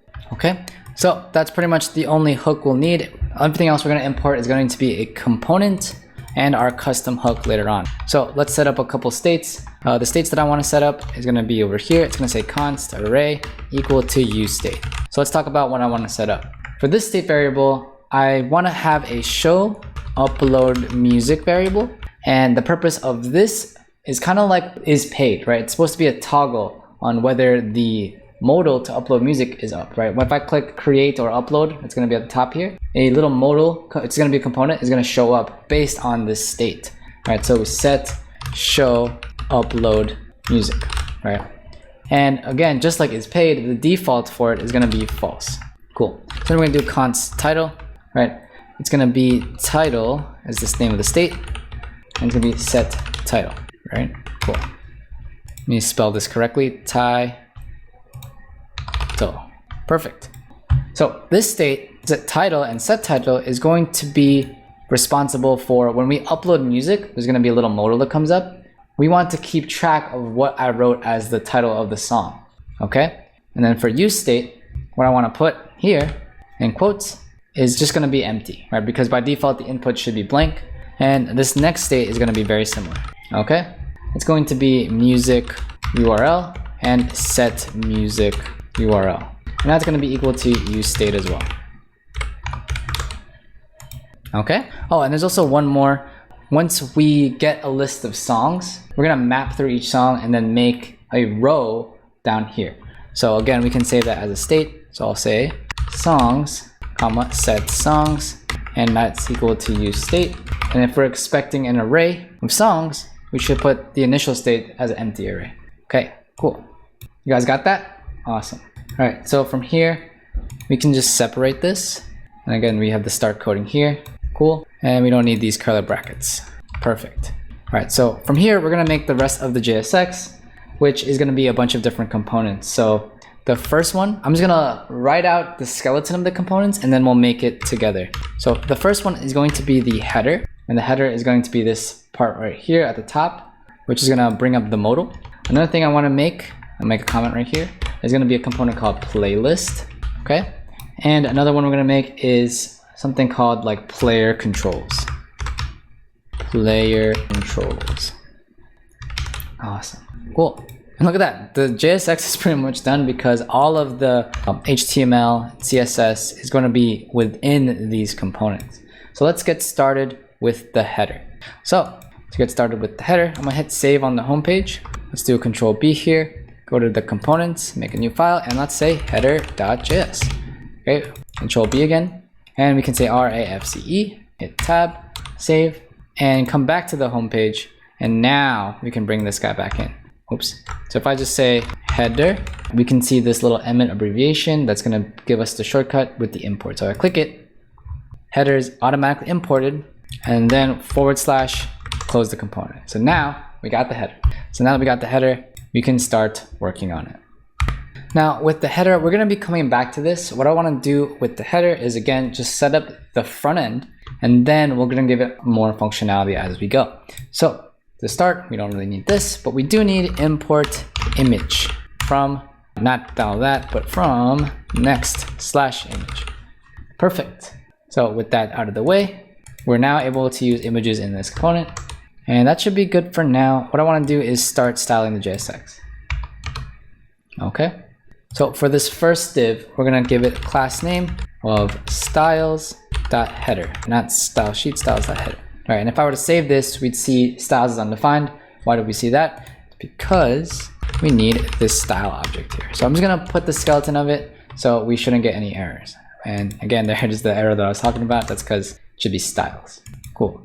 And within this header div, we're going to have a wrapper div. So let's call it class name styles.header wrapper. Okay. And then within the header wrapper, another div is going to be the class name. And it's not going to have an actual class name. It's just going to have Tailwind CSS already because there's not much. So just flex item center on there. Then we can do another div within that. That's going to be class name styles.arrow button.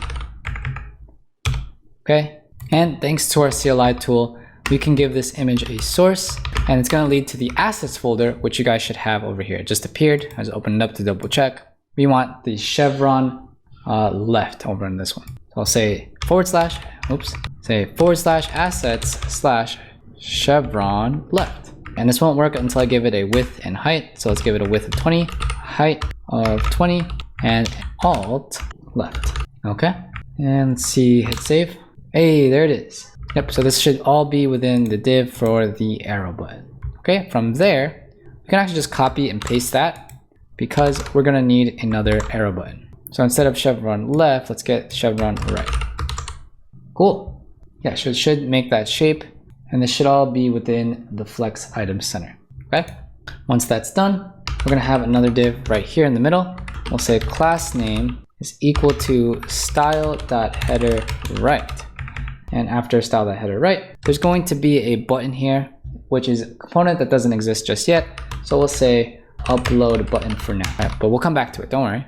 I want you guys to get an idea of what this is for. And next, let's make the next div. Okay, so after we make that, the next div is going to be div with a class name equal to styles.profile. Okay, cool. So after styles.profile, we're going to make another div right here, which is going to have the class name of styles.profile avatar container. This is the header section, and I want a little area where you can show your avatar. Okay, cool. And then inside of this div, here we can have an image tag. And then inside that image, we can have, we're going to use our assets again. So we'll do /assets/ and then we need to find avatar.jpg. Go ahead and hit save. Let's see. Oh, we need a width and height. So let's give it a width. It's width 30 for now, and a height 30. Actually, we put it 20. Okay, and then we do an alt of avatar. Okay, it's been a while. Let's log in again. Awesome. There's our avatar. Perfect. Don't worry, once I give it a class name, we can say rounded full to make it perfectly round. There we go. Awesome. Okay, so after that, here you can insert your name. So let's put Lance. Okay, put my full name, Lance Stiletto. Perfect. Okay, should be closing div, closing div. Okay, and then the one thing we're missing is this shouldn't be closed in. This should actually go right here. What we want to do is take this. It should go right underneath upload button. There you go. That's better. And this guy can go like right here. Yes, sir. Perfect. All right, so I'm just gonna quickly format this so it looks good. Boom. This should line up with profile, and these guys should be together. There we go. So it should look something like this. And this div should belong to the header wrapper. All right, looks like we're all set and good to go. Now, the key thing here is after these 3 closing divs, we're gonna have to make another div.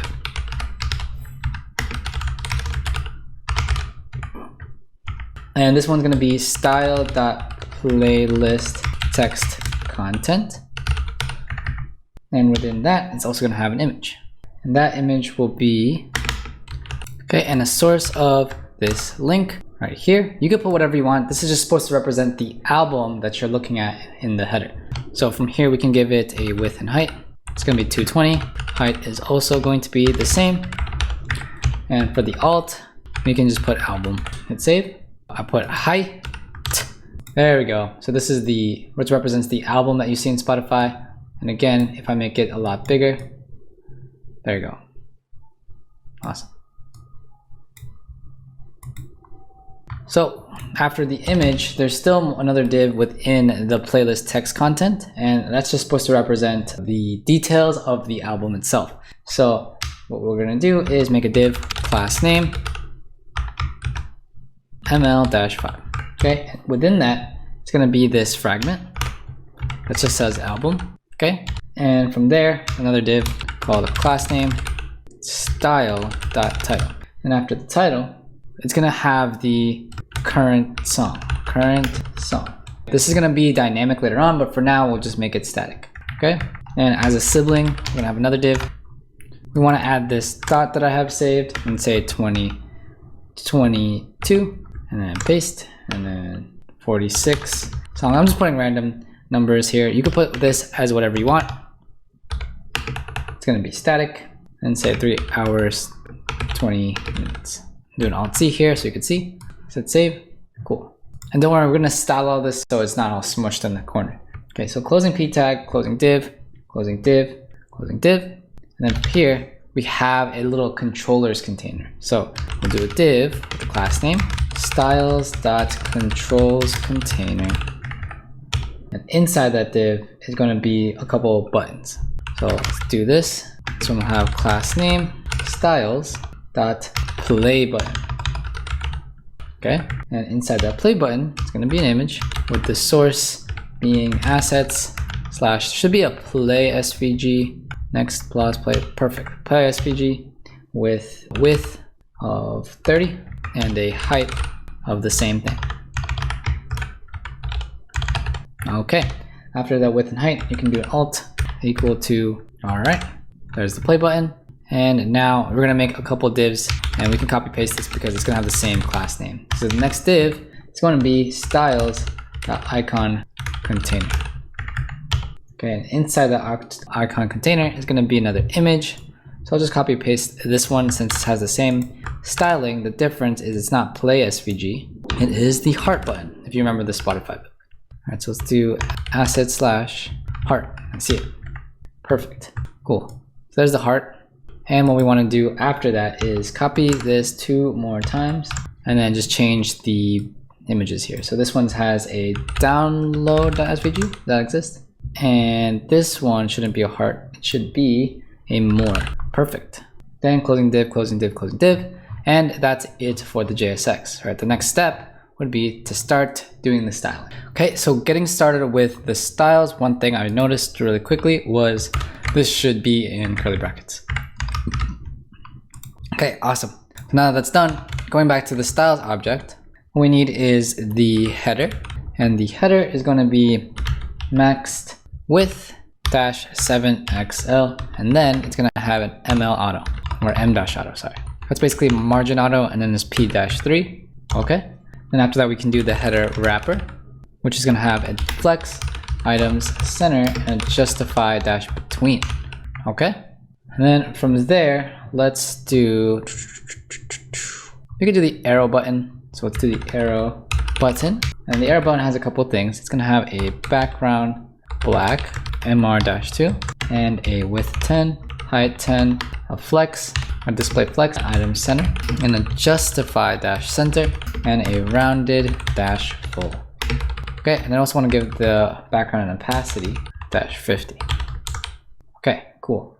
And then we can do cursor dash pointer. All right, it's supposed to be like the page, and I just realized there's another styles arrow button over here in line 14 for me. That's why it's not taking the styling. There we go. That's more like it. Yep, the cursor pointer. And let's add a hover effect. Let's change that opacity to this one when we hover. Okay, nice. That feels more natural. Okay, moving on. After the arrow button, we can go ahead and do the header right, which doesn't have much. It's just gonna have a flex, and that's pretty much it. Cool.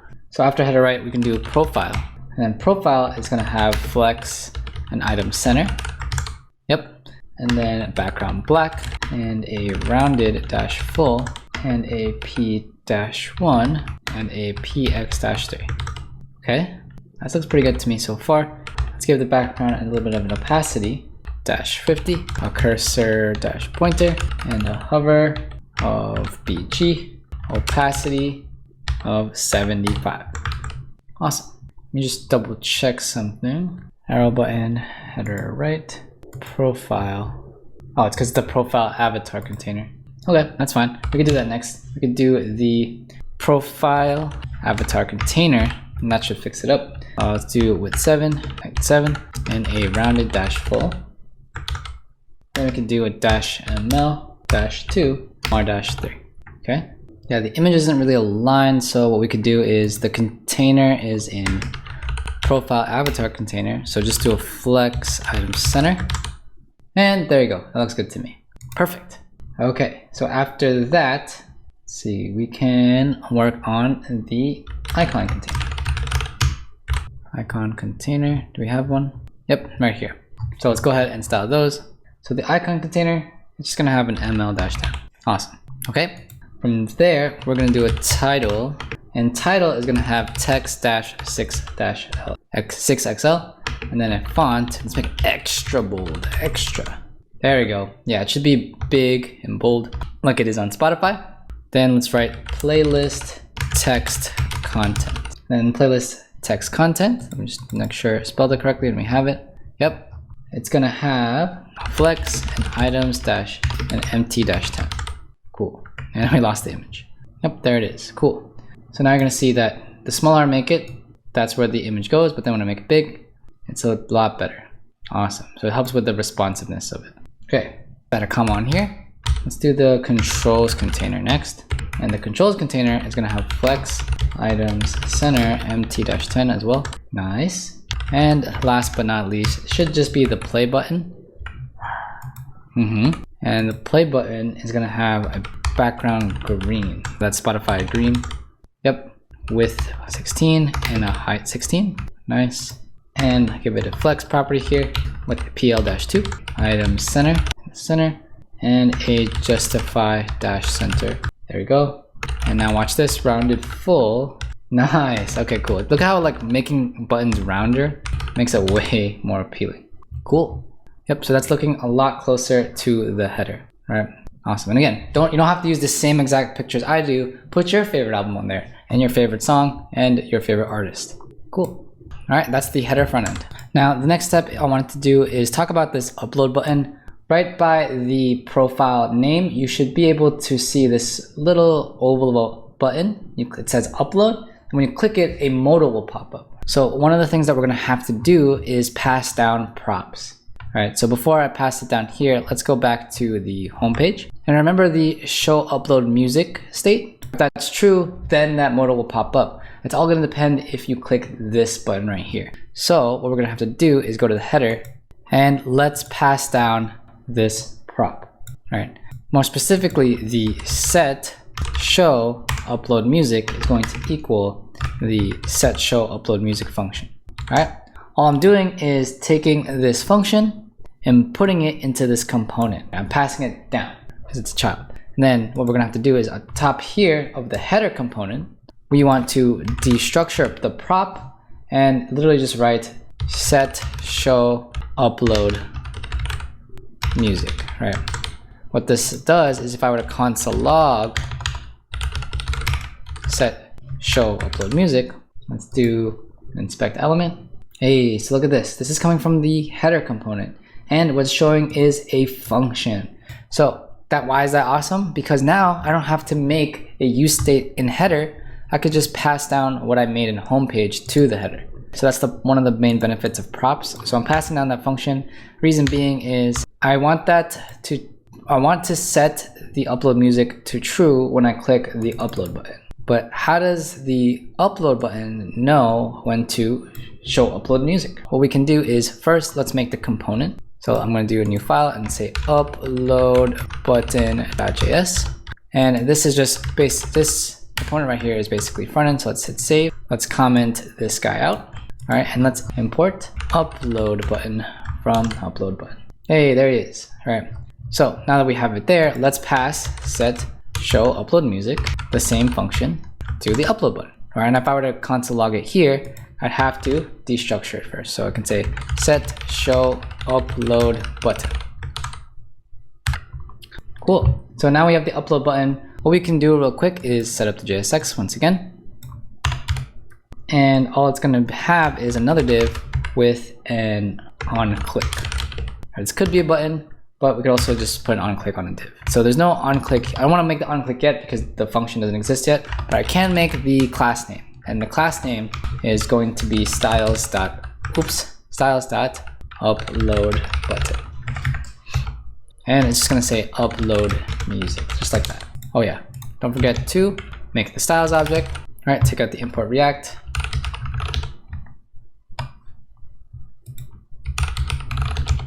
Awesome. Cool, so now it says upload music, that's totally fine. And for the styles, we're only gonna style upload button. And there's not much to it, it's just styling the button. It's gonna have a background of the Spotify green. Yep, it may not look much now, but once I add some styling to it, give it a margin, padding, cursor dash pointer. Full, like we always do. Nice, and then we can do a hover scale 95 and add a transition. Cool. It looks a lot better when you stretch it out a bit, but this is the upload modal. And at the moment, nothing when I click it, right?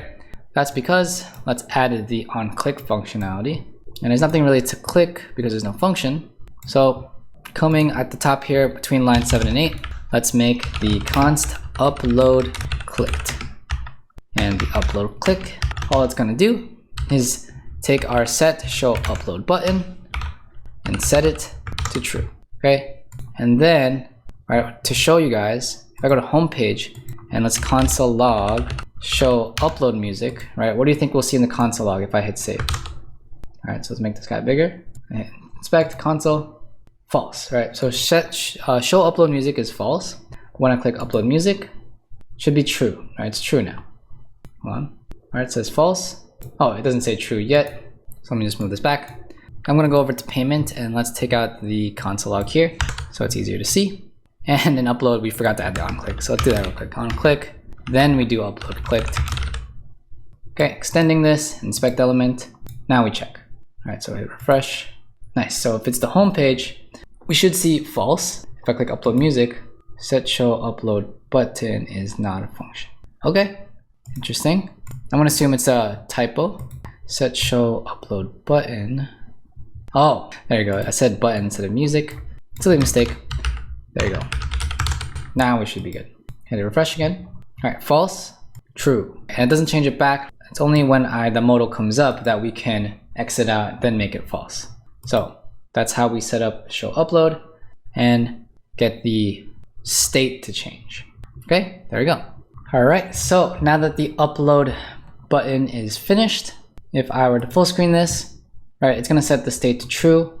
And from the looks of it, we're starting to set up everything we're gonna need in order to upload our own music, which is gonna be awesome, right? But the thing is, with our smart contract, how it is now, it's not able to upload any songs. You can only accept the payment. So I think it's time, let's get back into Solana Playground and work on the smart contract. All right, so now that we're back and we made the first function together, we're gonna use that as a template to creating more. So let's see if you guys remember what I said a couple minutes ago. Right, so we wanna make a new function, and the function is going to be called create music. And what create music should do is store the reference to the song, right, onto the blockchain. So let's start making a function. So how do I make a function in Solana, right, with Anchor? Exactly, you're gonna write pub fn, all right, the same thing as we did before. So how do I give this function a name? Well, you can do it right here, create underscore music. Okay, how do I give this function parameters, right? So again, if you know JavaScript really well, this is very similar, right? So it looks like this, but I put enter in the parentheses because I'm gonna add a couple parameters. What kind of parameters would we need for create music? All right, let's think about accept payment. Payment needed who was paying, the context of who was paying, the data of who's paying. All right, create music is going to need the same thing. So there's going to be a parameter called ctx, and the type is going to be context, but not payer. It's going to be create music. Okay, is that it though? That's not going to be it. I could tell you now. I also want to store the name of the song, the title, right? This would be Mr. Sandman, the Goosebumps by Travis Scott, like the title, right? And what is the data type of the title, you think?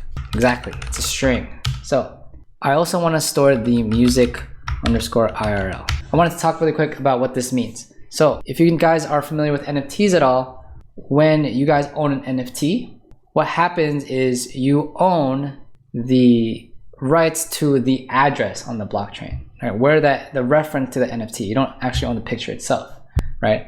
It's essentially you own the link, and when you put that link, it's gonna point to the actual image that you own, right? So the same thing applies here. It's gonna store the URL, right, where your music is being hosted. So later I'm gonna use a cloud hosting site to host our music. The main thing is that Solana is gonna store that reference. NFTs, the image is stored in IPFS, and you own the reference to that image in IPFS. So in the same sense, the music URL is gonna be a string. So I think that's all the parameters. The next thing we wanna do is talk about what the program result is, which describes what should we expect. So let's write program result, curly brackets. And what we're gonna write here is a variable called music, right? And then we can say it's gonna be and mute, right? What does and mute mean? It means that whatever we're gonna write after this mute is gonna be changeable or mutable. And what it's gonna be is ctx, right? The context dot counts dot music. All right, so let's pause this function right here, right now. So if you remember, we needed to pass in payer context, but we didn't know what, like if this is describing ctx, we don't know what this even means. So what we had to do was create a payer context struct. All right, so if we're gonna do context create music, what should we do? Exactly, we should create a create music, okay?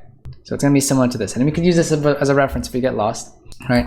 So coming down below here, let's do the create music context. So I'm setting up what that means. All right, so the first thing we're gonna do, if you look at the top, is something like derive accounts, right? Basically get all the traits of an account, right? So derive parentheses accounts. And then how do we write a struct or create in other words, a class, if you understand what that means in JavaScript? We're gonna say pub struct create music and then pass in info, okay? So far so good. From there we can add curly brackets right after info. And now what did we do here, right? We wanted to essentially authenticate the account. So we're gonna get it like this, pretty much something pretty much similar to this, right? We're gonna start it off the same. So it'll be hashtag array account parentheses. Oops. Yeah, so you saw that how it like set up init and everything like that. We're gonna do that as well. Okay. So we'll start off by doing init once again. And then after init, we'll set up our seeds, which is going to be generating a unique hash based on the input that you put in here, as I explained previously. So let's do bmusic.seeds dot as ref. And again, you don't have to worry about what all this does exactly. Just know that it generates that unique hash. Random key dot as underscore ref. Okay, parentheses. After that, put a comma here, and then you can write bump. And if you remember bump, it's supposedly supposed to increment the unique hash if it's not unique, right? So let's say like it makes a unique hash from this input, then it's just, oh, if it's not unique, it's gonna increment 1 to 20. Okay, so bump, and then we're gonna set the payer to equal the authority, okay? And from here, let's say this, let's define the space, right?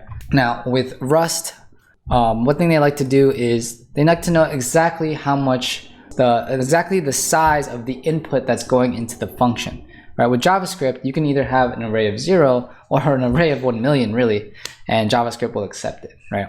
With Rust, they need to know what the maximum size to expect, you know, is for this space. And to start off, we can use our size of, which we're importing, and get the music account, which doesn't exist yet. So we'll pause this in a second. All right, so let's define what the music account is. If you have no idea what I'm talking about, let's remember the payer context. We have to define the size of the payer context, and the size of payer context is going to be the whatever's in the payer account.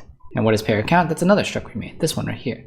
So with that kind of like pattern recognition, what are we going to have to do for this? What is music account? Music account is going to just be another struct that we define over here. Okay, so let's define it. We're going to have to do a hashtag account here. And after we do hashtag account, we can do pub struct music account. That's how you make a class once again. And you could think of this as what are the properties of a music object, right? So one of the first things I do is get the authority. So the authority of the music account is simply just gonna have the type of pub key like this actually. Awesome. Another attribute that might make more sense to you is inside what I'm gonna store on Solana is gonna be the music title, right? So pub title, and what can you expect from this data type? It's gonna be a string. Okay, is that making more sense now? The music object is gonna have a key of title and a value of whatever title we write in the front end. Okay, another thing that's gonna have is pub music underscore URL, which is gonna have a string or expecting a string. Cool. So now music account is defined, and what I'd like to do next is define what is the maximum size of title and what should be the maximum size of music URL. So what we could do is come to the top here between line 9 and 10, make some space, and we can say const text length, okay? And text length is gonna accept the type of view size, and the size of text length is gonna be 255 bytes, all right? Semicolon. You can think of this 255 at 1 byte, which should equal 1 character. It's not gonna be exact, but that's roughly the estimate that you can look at it. So the longest title I can have is up to 255 characters about, okay? Same thing for the music underscore URL underscore length view size. And that's gonna be equal to 255, right? That's the same reason why you can think of this like Twitter, where they limit the amount of characters per tweet so that someone can't make a paragraph. So we're defining the text length and the music URL length. That looks pretty good to me. So coming back below here, right, we still have our struct. Now let's determine the size, the total size. It's gonna be the music account object itself, plus the text underscore length, plus the music URL length, right? We're adding all the things together to get an exact estimate of the space or size of the create music context, okay? Amazing. So after the closing stuff right here, let's write out the rest of the attributes of create music. So we'll write pub music, right? It's going to be an account type, which has the info lifetime variable. Oops, close it off. But you can put comma music account, all right? Then we're going to have a checked here, which is going to be hashtag account, parentheses mute. And again, whenever you see mute, that means it's mutable or it can change, data that can change. So the pub random key can change. And the random key is going to expect count info again, or more specifically, count info. I know, it's pretty funny. Okay, from there, we're going to do another hashtag account mute. All right, this is essentially the authority that I'm setting up right now. Put a comma right here. The authority, and it's going to essentially be the signer who paid the transaction fee. That's what I'm defining here. So I'll write pub system underscore program is unchecked count info. There we go. Okay, from here, let's set up the token program. Sorry, not the token program. We want to set up the system program. It's going to be similar. Wait, we did system program. The next thing you want to do is, let me double check, system program. Oh, set up the token program. I was right. And it's going to be something like this. Okay. Quite literally, we could copy this because it's the same format, and we're also going to save time as well. All right, as you can see, system program is the same. The authority is the same. So there's some sort of like template going on here.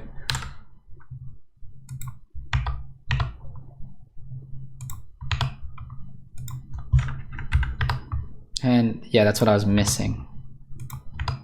Okay, yeah, and I forgot we need the authority here too. That's what I was talking about earlier. This is the signer who paid the transaction fee. Boom. Okay, cool. So we don't have to re-event the wheel. That's pretty much the template of this. Okay, and of course, I can expect a couple bugs here. No, did it all go away? Nope, everything's in there. All right, we can expect a couple bugs here, so let's hit build. Yep, there we go, line 79. Info is never used. Oh, I see. Okay, it's never used because I didn't finish that function. Remember how I paused it? So we set up all our structs. When I hop back into the function, create music, we didn't finish writing this out because I wanted to tell you guys, now this should make more sense. So music, this is a variable, it's going to be equal to the context dot accounts and then grabs music, all right? And that's going to set equal to a variable. And then from there, this is where it all starts to click for me personally. If I say music authority, right? Where is this authority coming from? This authority, this is a key, right? This is like saying car.model is equal to Lamborghini, right? So I'm setting the authority of music, the object that we created, or the struct, right? And setting it equal to something. Okay, what can we set it equal to? If this is the authority, we actually have the reference to it. So we can say ctx.accounts.authority.key. There we go. So I know if that didn't make sense to you, this one might. So music, right? If I say music, it's gonna be this, right? How can I get the title of this music? Well, if it's like anything like an object that I know, I can say music.title. Cool, so that's how we have access to the key. Now I can assign a value. So what should be the title of the song? I could say like Goosebumps, right? But then that means every song that I create is gonna have the title Goosebumps. Well, that's not good. All right, we should make it dynamic. Well, how can I get a dynamic title? Luckily for you, we pass that in as a parameter, so you can just say the music, the title is gonna be title. There you go. Is it making sense now? So let's put a semicolon right here, semicolon right there. And then we can also say music.music_URL is equal to the music URL we pass in. There we go. So I hope it all came together in that moment. Auto-saved by accident. And then whenever you finish a function, we can write OK. And usually sometimes you can pass stuff in here, but for this, you don't have to. Hit build. Again, expecting some errors. Let's see, try again. Build, compiling. There you go. So it's not one used import and line 96. Line 96. Aha, so there's a comma should be here. Okay, expected line 40. Yep, it would be good to add a semicolon right here. Build, compiling. Oh, let's go, finish, no errors. So let's refresh one more time so we can see a clean console. Let's see if line 40 had the semicolon. Yep, that's the last thing I added. We build, then finished, no errors, let's go. So as long as you dot your T's and I's, or in other words, add your semicolons and commas, you should see finished, not even any warnings, but awesome. Now if I ask you guys this question, if I go back to my VS Code, is it using the latest version of the contract? Does it have the create music function inside of it? No, right? We have to upgrade it like I showed you earlier. So let's upgrade it. And again, it's gonna cost some Solana, so make sure you have some. And you could always airdrop yourself right here, airdrop. I know at the moment our contract should cost about 5 Sol. So it's gonna take it and we deploy / upgrade our contract. Awesome, so it looks like a deployment was successful. So now that our contract is upgraded, we're gonna need to export the IDL, right? And then we can double click this. It should open up in VS Code. We can do an Alt-Z. And let's also grab our Spotify JSON, right? So Spotify JSON is the current IDL that we're using. So if you look, what's the difference between these two, all right? If you look in terms of functions, there is a create music function now. And that's how we call it in the front end, no underscore, right? Another thing that's also here is the struct. Okay, so what I want to do is press Control A to select everything in this IDL.json and then Control C to copy it. All right, so then I'm going to go to the Spotify.json, Control A, delete, paste. All right, that's just to ensure, I'm not copying anything wrong. This looks a lot better. Cool. Now, do I have to change the contract address? No, since it's the same, we just upgraded the same contract in my const, this will stay the same. And when I import Spotify.json, that's going to be different. So we're actually already done upgrading. So now we have the ability to call the function, but we haven't quite set that up yet. But with that said, we're done with the smart contract. So if you made it this far in the video, congratulations, give yourself a pat on the back. You were able to write another Solana program. And if you made it this far, let me know you made it this far by saying shark in the chat, right? DigitalOcean's mascot is a shark named Sammy. So if you say shark in the comments, I'll know that you were watching this and you made it this far. So that's the smart contract. Awesome. So we finished the Solana program and everything is pretty much set up on the back end. What I want to do next is set up the front end. So what we can do is let's make the VS Code full screen, because what I'm about to do is create a custom hook. Right, in React, you saw that there's use state, use effect. Right, we can also make our own custom hook by writing something like this. So I'm going to say Control B, and what I want to do next is make a folder. So we can close all of these so you can see it a lot better. All right, we're going to want to make a new folder, and this is going to be hooks. Right, the hooks folder again is exactly what it sounds like. Holds any custom hooks we create. So in the hooks folder, say new file. And I'll call this use Spotify, and that's what I'm going to call the hook essentially. So use Spotify, Control B. Let's set it up by importing a couple things. So I want to import token underscore program ID from Solana SPL token. We've imported this before. I want to import use wallet. So what does use wallet do again? Yep, it holds the instance of the wallet that's connected, and usually we put that in a variable.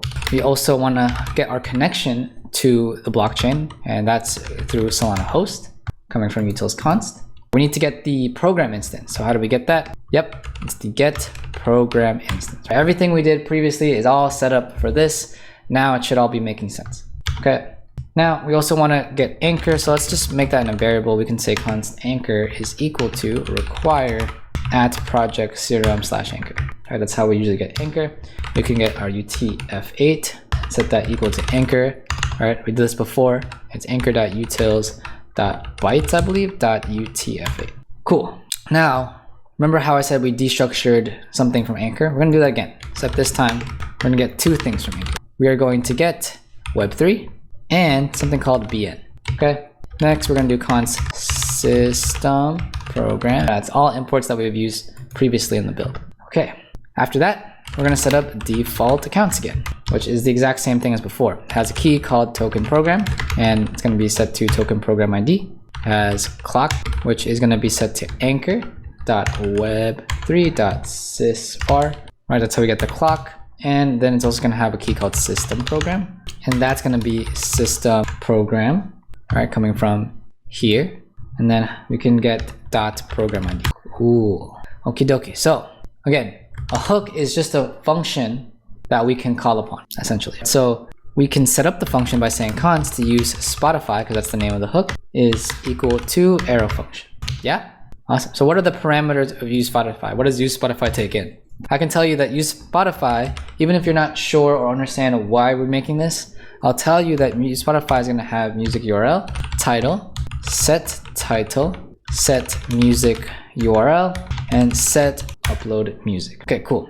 Again, you might not know where all these are coming from, but if you were able to understand code or look at somebody else's code, you might be able to determine what we're passing in here. Where have we seen set title or set music, set something, right? That comes from state. And we actually have all of these states already, right? I'm just giving it the same name. So use Spotify is going to take in all this information and some functions from state and do something with it, okay? So in between the curly brackets in line 22 and 24 is the actual logic itself. So in the function, let's set up a couple variables. The first one is going to be, what is the wallet connected? It's going to be a variable called wallet. And how do we get the wallet instance? Get use wallet. That's it. You guys are pros. Okay, we also want the connection. How do I get the connection? The connection is going to be new anchor.3. connection, parentheses, and then pass in your RPC connection, which is Solana_host. Okay, from there, we're going to use const program, set it equal to get program instance. And remember, get program instance takes in 2 parameters, and should make sense why I wrote those variables before, because it takes in connection. All right, so now it's lit up. And the wallet. Yes, nothing new. From here, use Spotify is going to have a function called get songs. All right, so const get song. Get songs is exactly what it sounds like. It's going to fetch the songs that are stored. Okay, so to fetch the songs, right, we should console log fetching songs, just to know that in our console that what it's doing, if what this is running. And what we could do is ask ourselves in our smart contract, is there a fetch songs button? There's not. We only have accept payment and create music. One feature about making a music account, is that it stores all of that in the program itself. So you don't need to make how can we use that to our advantage then? So we can say const songs is just a variable, I hold it in, is equal to await program, which is, you know, the program that we're referencing, dot account, okay, dot music account. Right? I literally called the name of the struct. I'm literally calling, and I'm trying to get everything stored on there. So how do we get all of that? There's a built-in method called all, which will do that just for you. Then just to prove it to you, we can console log the songs and then return songs, right? That's what you return from this function. So that's the get songs function, okay? After get songs, I need a function that's gonna upload or store songs into the contract itself. So do we have any methods that do that? Accept payment? No. Create music, right? It's storing them, or at least setting them to the account right here. So let's make that function. Const new music is what we'll call it, equal to async function. Now, what is this going to take in? New music is going to be const random key. That's the first variable. And to get a random key pair, we can just generate one using anchor. So if we do anchor.web3.key pair.generate. Okay, then we can do dot public key. Okay, awesome. After that's done, we can do music PDA. And this is going to equal await anchor.web3.public key.find program address, right? Parentheses inside here, utf8.encode, and this is where we put music again. And then we'll do the random key dot to buffer, right? This is what we did last time when we were doing the accept payment. We had to set this up, random key to buffer, comma, and then we had program ID. Okay, and then I'm seeing that this should actually be used. So let's make this lowercase and bam. So now it's being used. Okay, cool. Program ID, that looks pretty good. Awesome. So let's set up a variable called tx for transaction and set that equal to, all right, the instruction that I want to run on my contract is create music. So how do I run create music from my front end? We're going to get program, right? That's the reference of the program. That could spell program dot RPC, right? Remember this from before, dot create music. There we go. All right, so create music, what are the parameters that it's expecting? Let me just double check that. It's expecting title, music URL, and just the create music context. We could do title. All right, so with that hook done, let's remember what we pass into Spotify. The URL, title, the set title, the music URL, and the show upload music. Okay, with the hook done, let's head back to the home page. And in the home page, what I want to do is add another import here. Let's import use Spotify from the hooks use Spotify. All right, so we just imported our custom hook. Now, what are we going to do with that? What I want to do is take out this console log right first, and then we're going to do some destructuring of use Spotify. All right, seems familiar? All right, for use Spotify, what are the imports again? The parameters that it takes in? It's going to take in a music URL. We have that. That exists here. Does it have title? Do we have that? Yes, we do. It's going to take in set title. All right, we have that. And it's going to take in set music URL. Awesome. And last but not least, it's going to take set show upload music. It's not going to glow because we've passed that down to header already. All right, so we passed in the actual things in the hook. But what do we want to take from use Spotify? Well, what can we take? We can take, if you look, the two functions we create, const new music and const get songs. That should all be in the home page to make use of it. So we can literally write that by destructuring it, saying new music, comma, get songs. Yes. Okay, so we destructured 2 functions from our custom hook so that we can use it in our homepage. There we go. So now it's true. At the moment, if I click upload music, the modal doesn't come up because that component hasn't been made yet. So let's make the component. So we're gonna do that next. I'll tab into here, and the trick that I wanna do is if you hit enter, this should still be should be right here in line 31. What I wanna do is put curly brackets and say show upload music. You guys should know what show upload music is, right? What's the default state of this? False. When does it turn true? When I click the upload button, right? Basically, you could set some conditional rendering saying if show upload music is true, right? Then we want to show or render the upload modal component, right? Essentially the upload modal. Again, this doesn't exist just yet, but we can make it exist. In the components folder, new file, upload modal.js, RAFC. Okay. Then we can add the import upload modal from there. So if I click on upload music, we see upload modal. Let's hit refresh. It might ask us to log in because it's been a while. Now I don't see the upload modal. Why not? Because by default, this is false. But if I click this, there it is. And when should it go away? When I hit create new music, which isn't set up yet. So there we go. So we updated the home page. Now let's work on upload modal. So with upload modal, there's a couple of things that I want to pass down to it. So let's make some space here, and let's say the props that I want to pass down with is going to be title, and title is going to have the value of title, which is the state. It's going to have the function to be able to set the title. It's going to have the set show upload music, right? Because I want to put this function in upload modal because I want to set it back to false, either when I exit out or when I create a new modal. Right, so then let's do music URL, set this equal to the same thing, and set music URL also, and new music, right? New music is what, guys? Yes, it's the function that we're getting from use Spotify, as you can see here.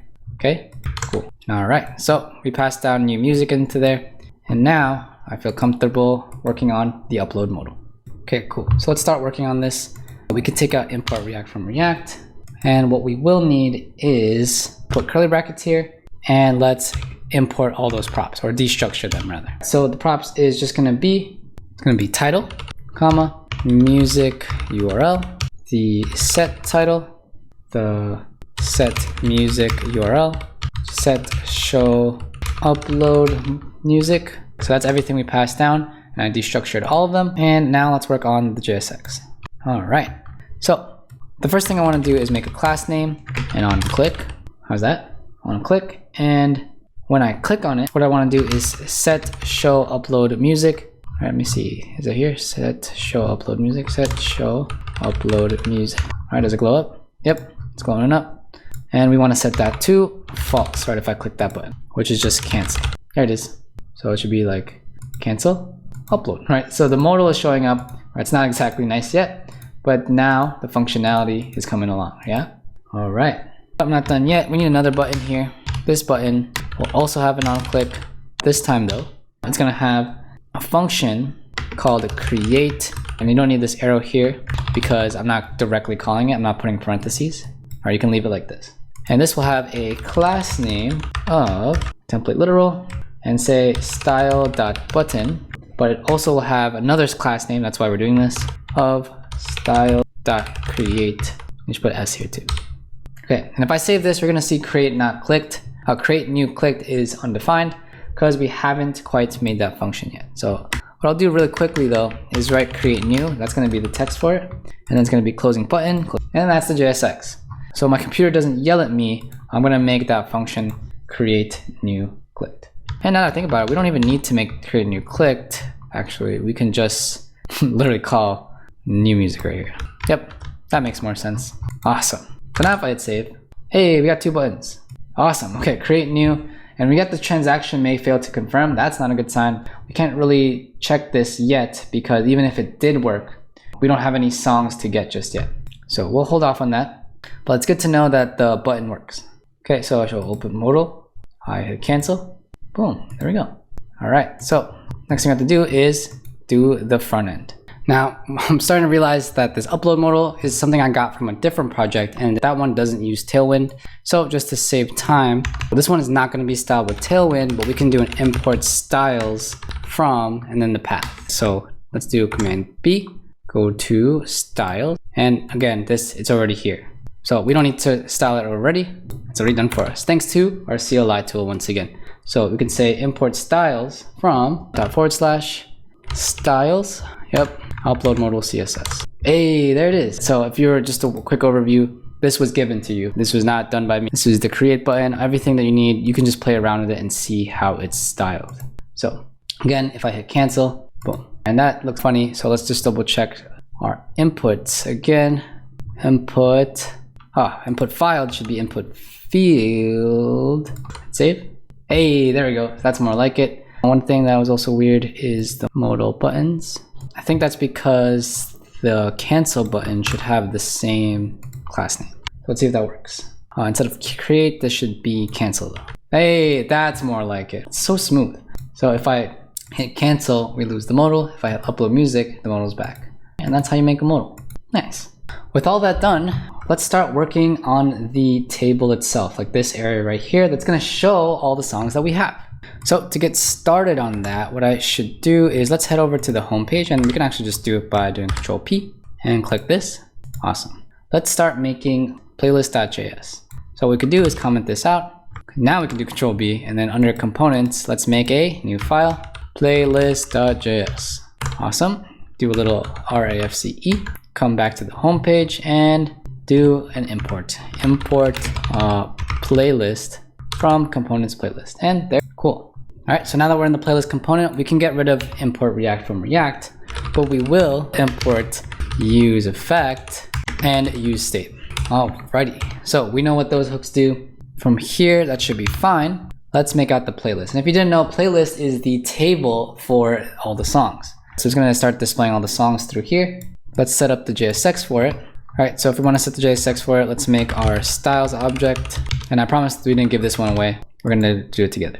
All right, so the first div should be called table wrapper. So styles.table wrapper, and inside the table wrapper, we'll have a table, and the class name of the table will be styles.table. Okay, inside of the table div or table tag, it's going to be tBody, the table body, which will have a class name styles.table. Okay, and then we can do a tr, and within the tr we have ths. And we have a couple of these, so we can copy this a couple of times since we have a couple. 2, 3, 4. We have a total of 4, and each one is going to have a class name of pb-3, and we can copy this one over too. So it'll be something like this. Boom, and so there's 4. They all have pb-3, and this one will have hashtag. This will be title. This will be plays, and this will be an image. So I guess we need to import image. Or actually we don't have to, we could probably use an image tag here. So let's just use a regular image tag and just say source is equal to assets/time.svg. Yeah. Hey, there you go. And just put the alt can be time. All right, so those are all the table headers, the number, the title, the plays, and the timer icon. Looks pretty good. Now after that, we can go next on the tBody, and we'll need another tBody. Okay, this is just a spacer, so let's give this a class name of -6 block, and then the next line here we're gonna map through the songs, and for every song we should make a table row. Table row is just gonna be another component that we make. So let's save this for now. Then we can make the component and say table row. Okay, now we have table row.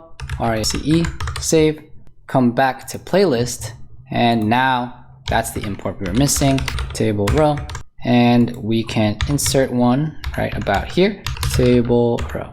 Cool. All right, looking good to me. Now, before I move on, let's do table row and style this one first so that it all comes together. So I'm gonna set up the JSX. Oh, and before I do, we don't need this, okay? And for the JSX, it's not gonna be a div actually. It's gonna be another tr body. So tbody, sorry. Did I write tr body in the other one? No, I wrote tbody, we're good. So in that tbody, now it's gonna have a tr, right? And each tr inside of it is gonna have a th. Okay, and in that th, it's gonna have a class name of styles.th.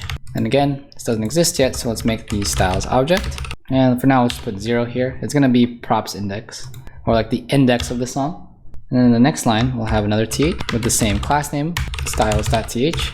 And then within that, it's gonna have a div with a p tag. This will have a class name, font bold. I'm not gonna give it a whole class name because it's just one. And then we could just do a title here, song title.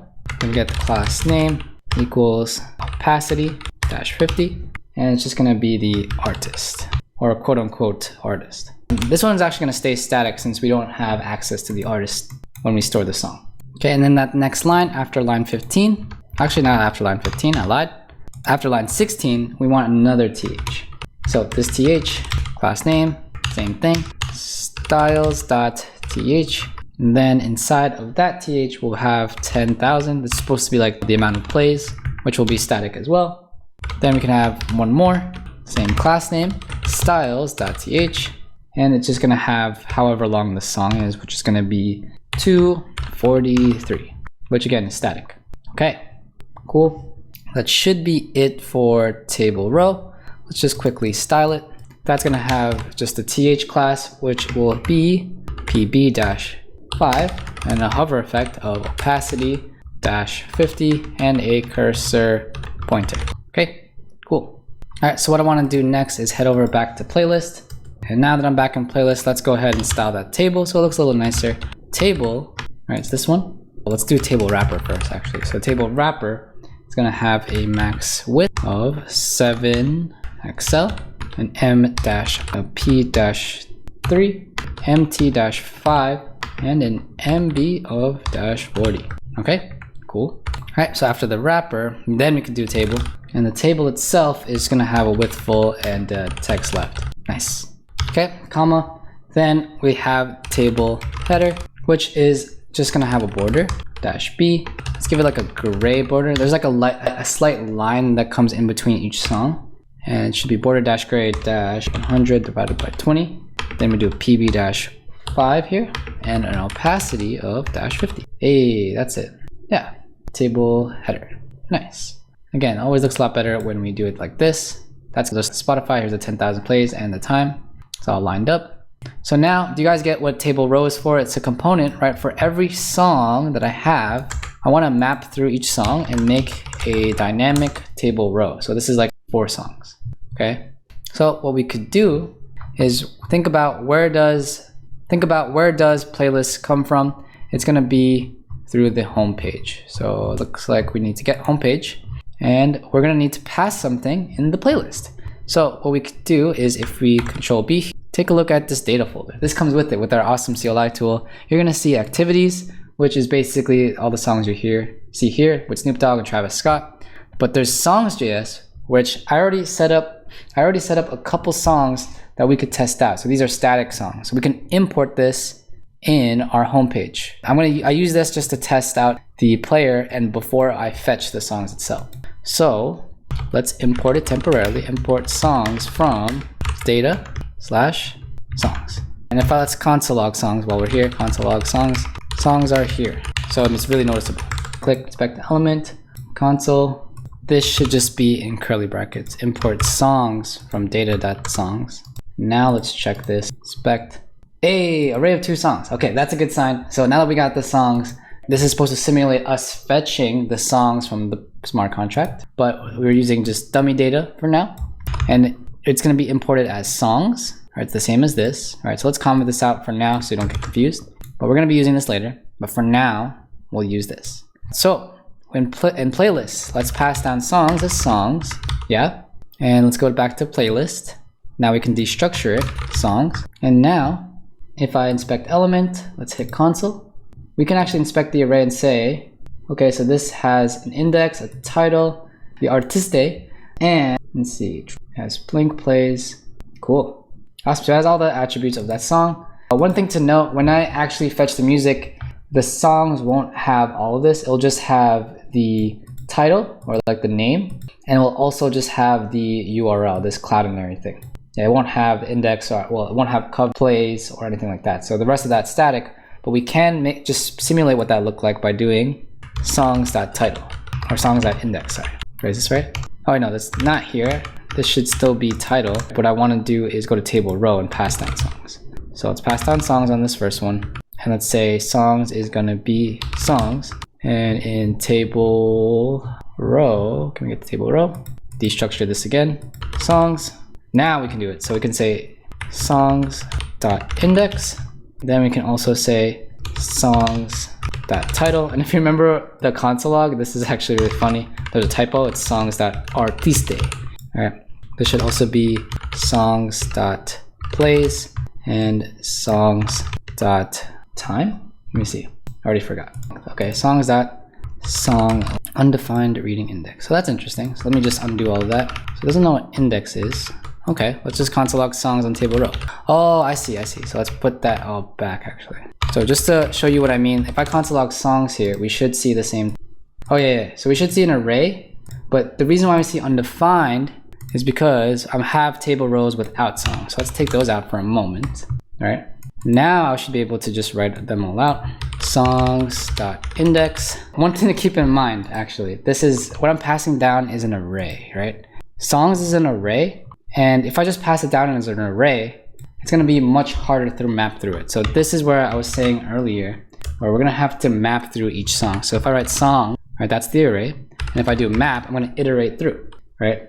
Now the key here is if I write song, and I don't even have to do this, but I can console log song. So what am I console logging here? So this should make more sense to you. So in playlist, I take the songs, map through it for every song, console log it. So what should I end up seeing, refresh here, is 2 objects.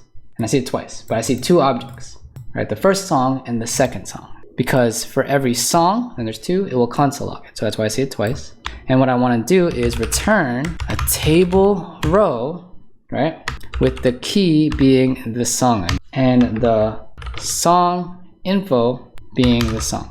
And I'm trying to think of it now. Once I pass down the dynamic props, we're going to change this up. But for now, with the static props, this makes more sense. So hit save, table row.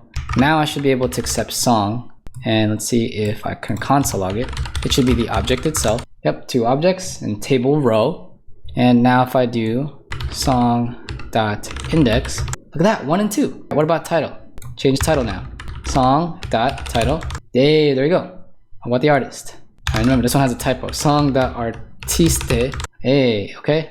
All right, and then you tell me, what should I write here? Song.plays. Okay, and then here, song.songtime. Nope. Let me just double check. That's what happens when you get the object key wrong. Song length. Makes sense. Hit save. Oops, not there. Save here. Hey, there we go, guys. So now we just made dynamic components using static data. So this is what Spotify would look like. All right. One thing to note, the way that we saved it in the smart contract simplified, meaning we won't have the artist name. So there won't be, and it's going to be a static artist. The plays will be static and the time will also be static. The only thing that's different is going to be this music title, which we'll provide. Awesome. So that's how we can set up the music. All that's left now is to fetch all the songs and create one. Are you guys excited? I know I am. We're almost done with the project. Okay. So the last thing that we're going to need to do in terms of front end is I want to make the little player that goes so that if I click this, it's going to play that song. Okay. So let's head over to home page. And that's going to be under player controls. So let's just even out the space again and uncomment this out and create that component. So in the components folder, player controls.js, RAFCE, save, and let's import him at the top. Import player control. Yep, there it is. Cool. So let's get to work on this. Okay, so with player controls, obviously it's the player that allows us to play the music we want. And there's a lot of functionality because we have to be able to pause the music, play the music, skip the music, and I'll get more into that as I write out the functionality. But the main thing that we should do first is import a couple different things. So let's import image from next image.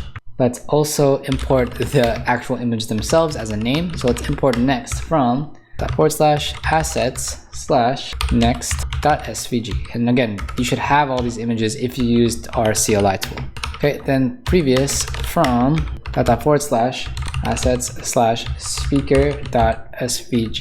Import speaker from assets slash speaker, right? It's pretty redundant, but you know the drill, right? This shouldn't be speaker. It should be previous. Okay, so you're basically importing the name of the image from that path. So import repeat from repeat.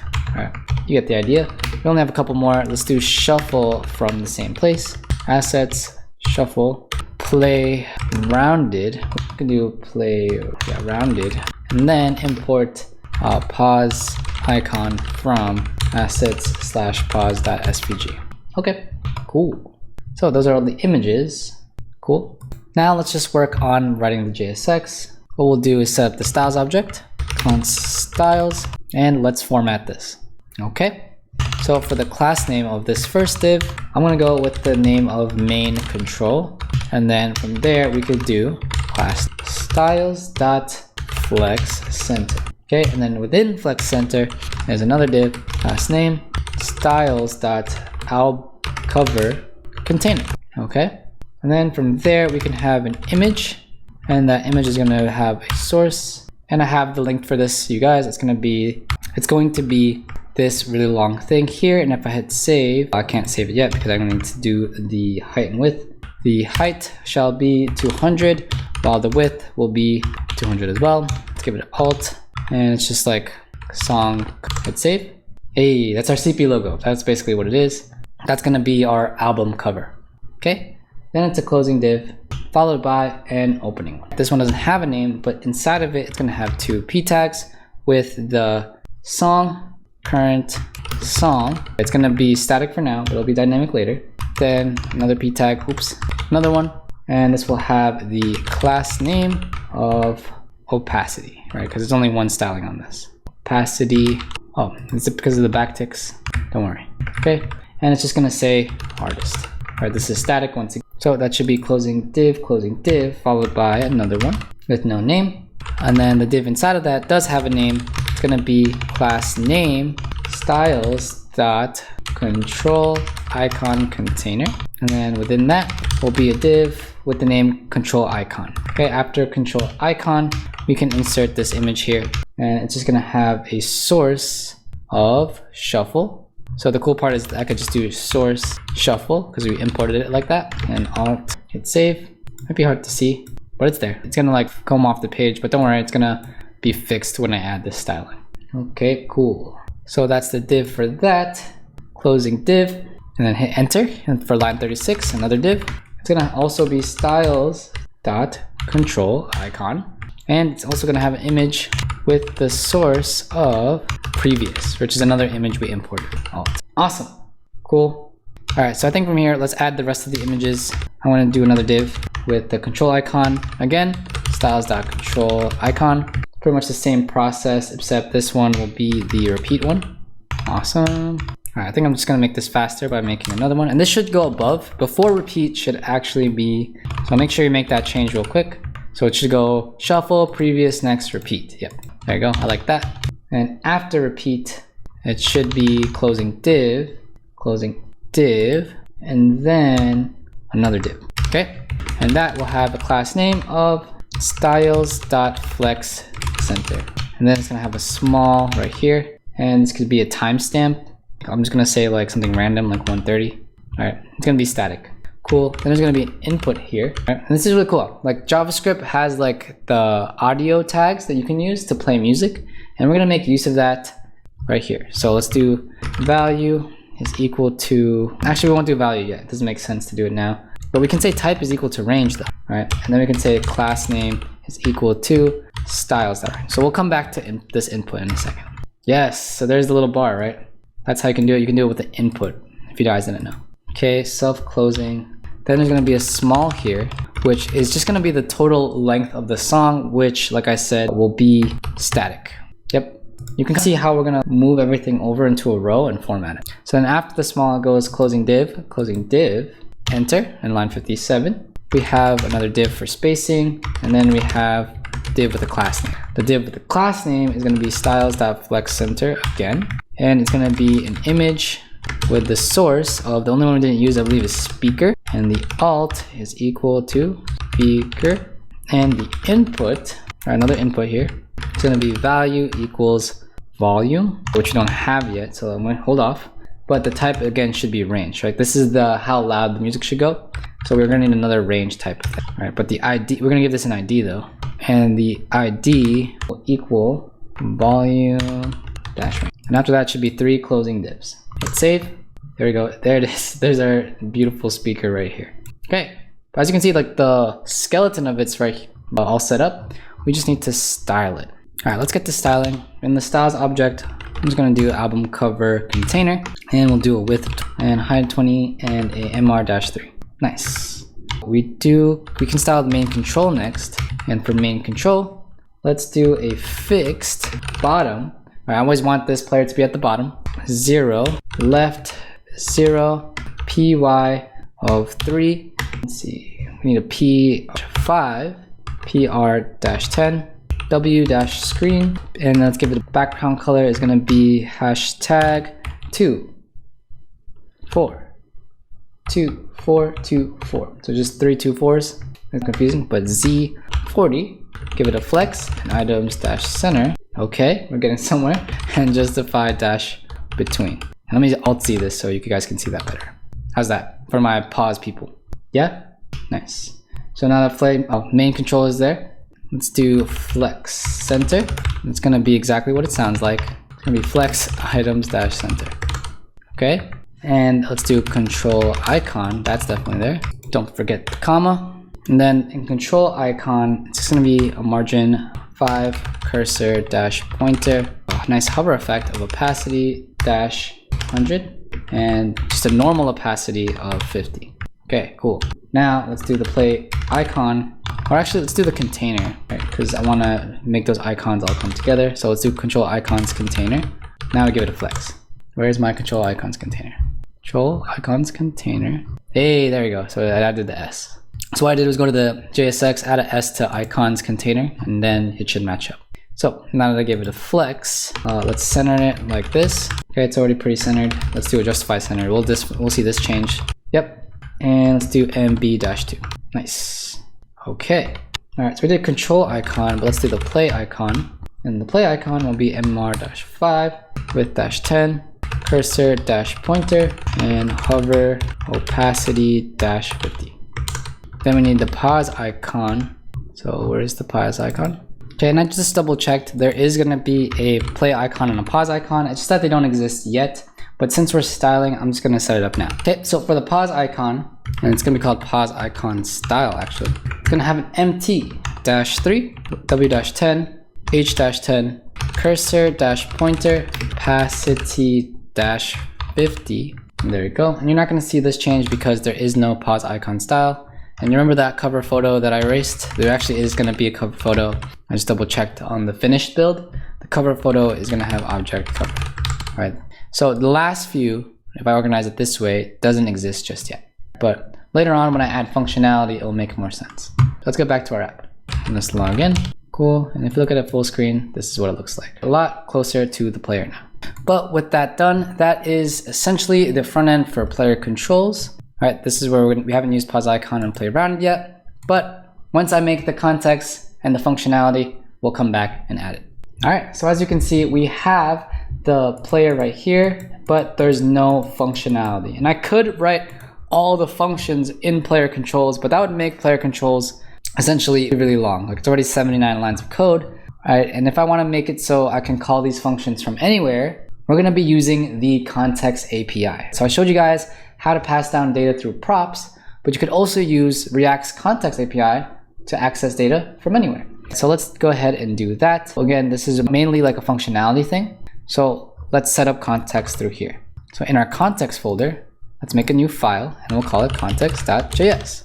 Right here, all the functions of the player will live, which means pause, play, skip, click, and any states that we want to keep track of. What is the current song playing? Our React app should, our Next.js app should know, rather. Cool. So what we're going to need to do is import, to use the context API, we need in the context.js, we need to import create context. Also you need use state, and we'll also need use effect. It's all going to come from React. Okay, cool. And that's the only import it's gonna take.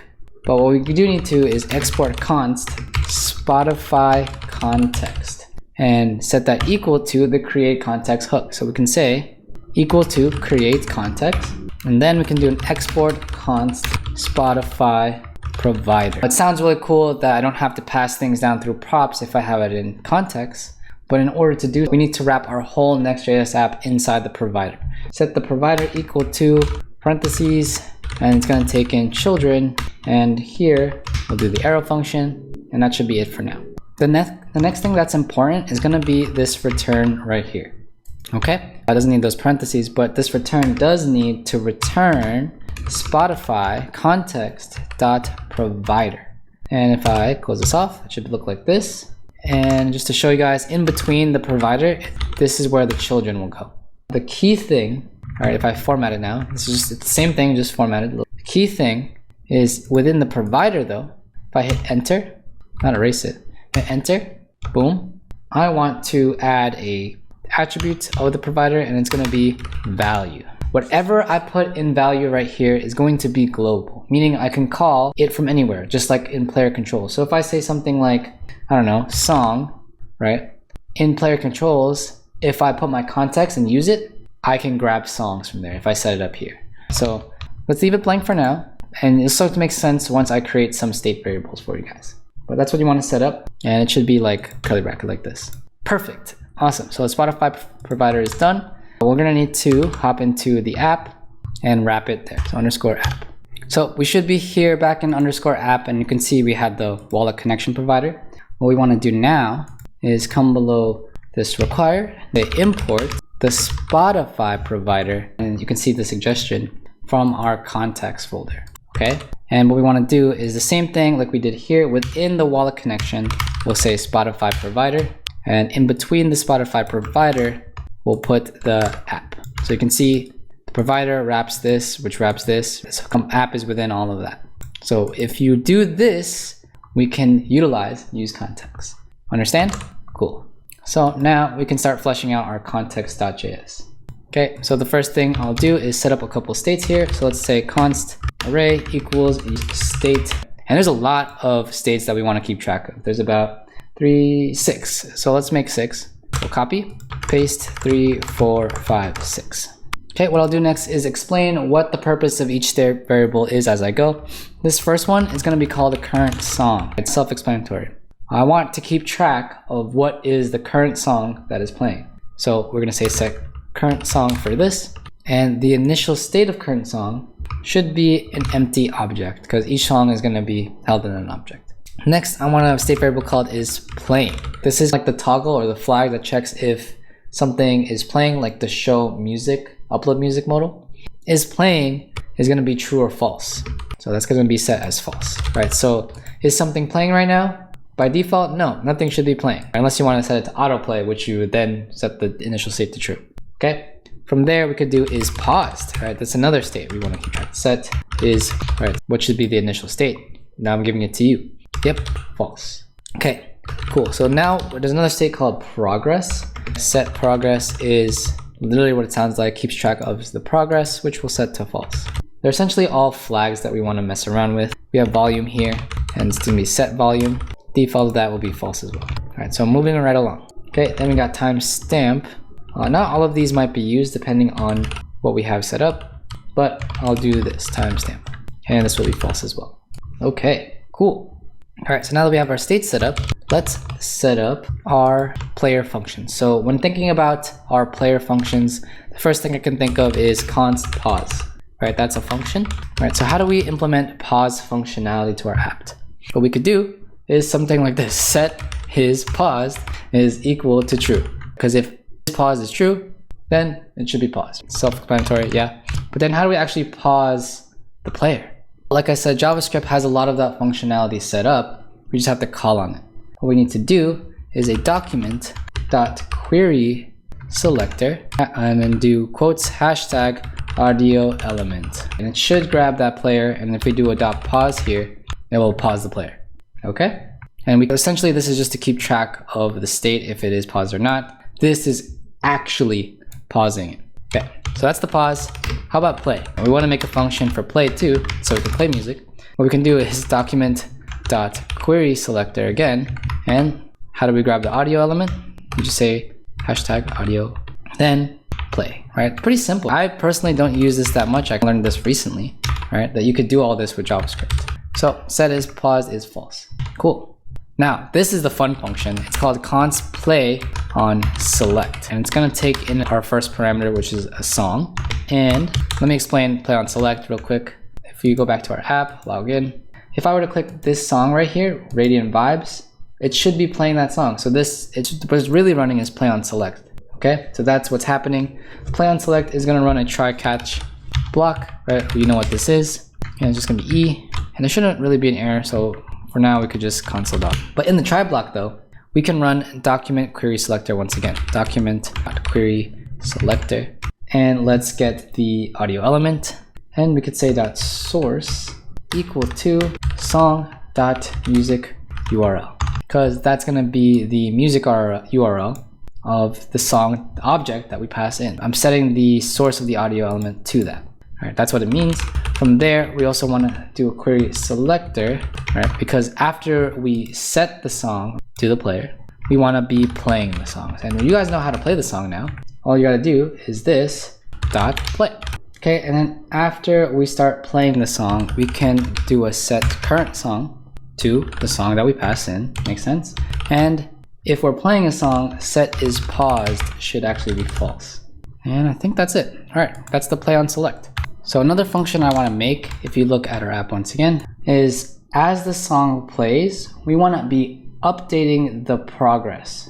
So in order to do that, we're going to need to make a function that converts seconds to minutes, seconds to min, right? Then we can say equals arrow function, and it's going to take in a value, right? This is actually an interview question. How can we convert minutes to seconds? If we do const minute is equal to math.round, right? Whatever the value is divided by 60. So how many seconds are in a minute, right? There is 60 seconds in every minute. So we could divide that value by 60 to get the minute. And we can also say let second equal math.round, that value, and get the modulus operator, get 60. And from there, we can say a second is going to be equal second, right? Greater than or equal to 10, right? And all this is a ternary. If the second is greater than or equal to 10, then we want to 0 plus second. Then after that, we can just return the minute, right? Plus the second, okay? This should be in quotes. There we go, right? Because I don't want to update it every second. It should just be like in increments. Then we can also update that progress, right? We have to make a whole separate function for that. So this is going to be E. It's going to take E. And essentially, we can do const underscore progress is equal to e.target.current time, right? Slash e.target.duration. And then we can do a set progress, right? That's another state to underscore progress dot to fixed to, right? Basically set it to 2 decimal places and then times that by 100 to get the type of number we want. Cool, so that's how you update progress. Next, we want to do update the volume. So to change the volume, we can do once again, and with E, it's going to be a try catch with the catch being E again. And for the catch, I'll just do console.log e.message. Cool. So in the try, the main part, let's set the volume to a target.value, and then we can get the query selector of the audio element. And then to access the volume of that audio element, it's just dot volume or dot volume, yeah.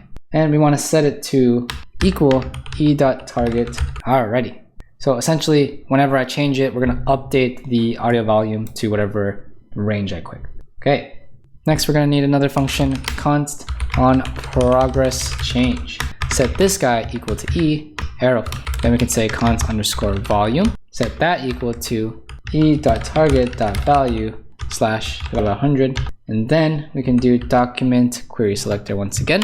Pass in the audio. Then we can do dot current time and set that equal to underscore progress times the document query selector. We want to get the duration here. So to do that, I have to write this whole thing out. It's hashtag audio element. Let's do an Alt-Z.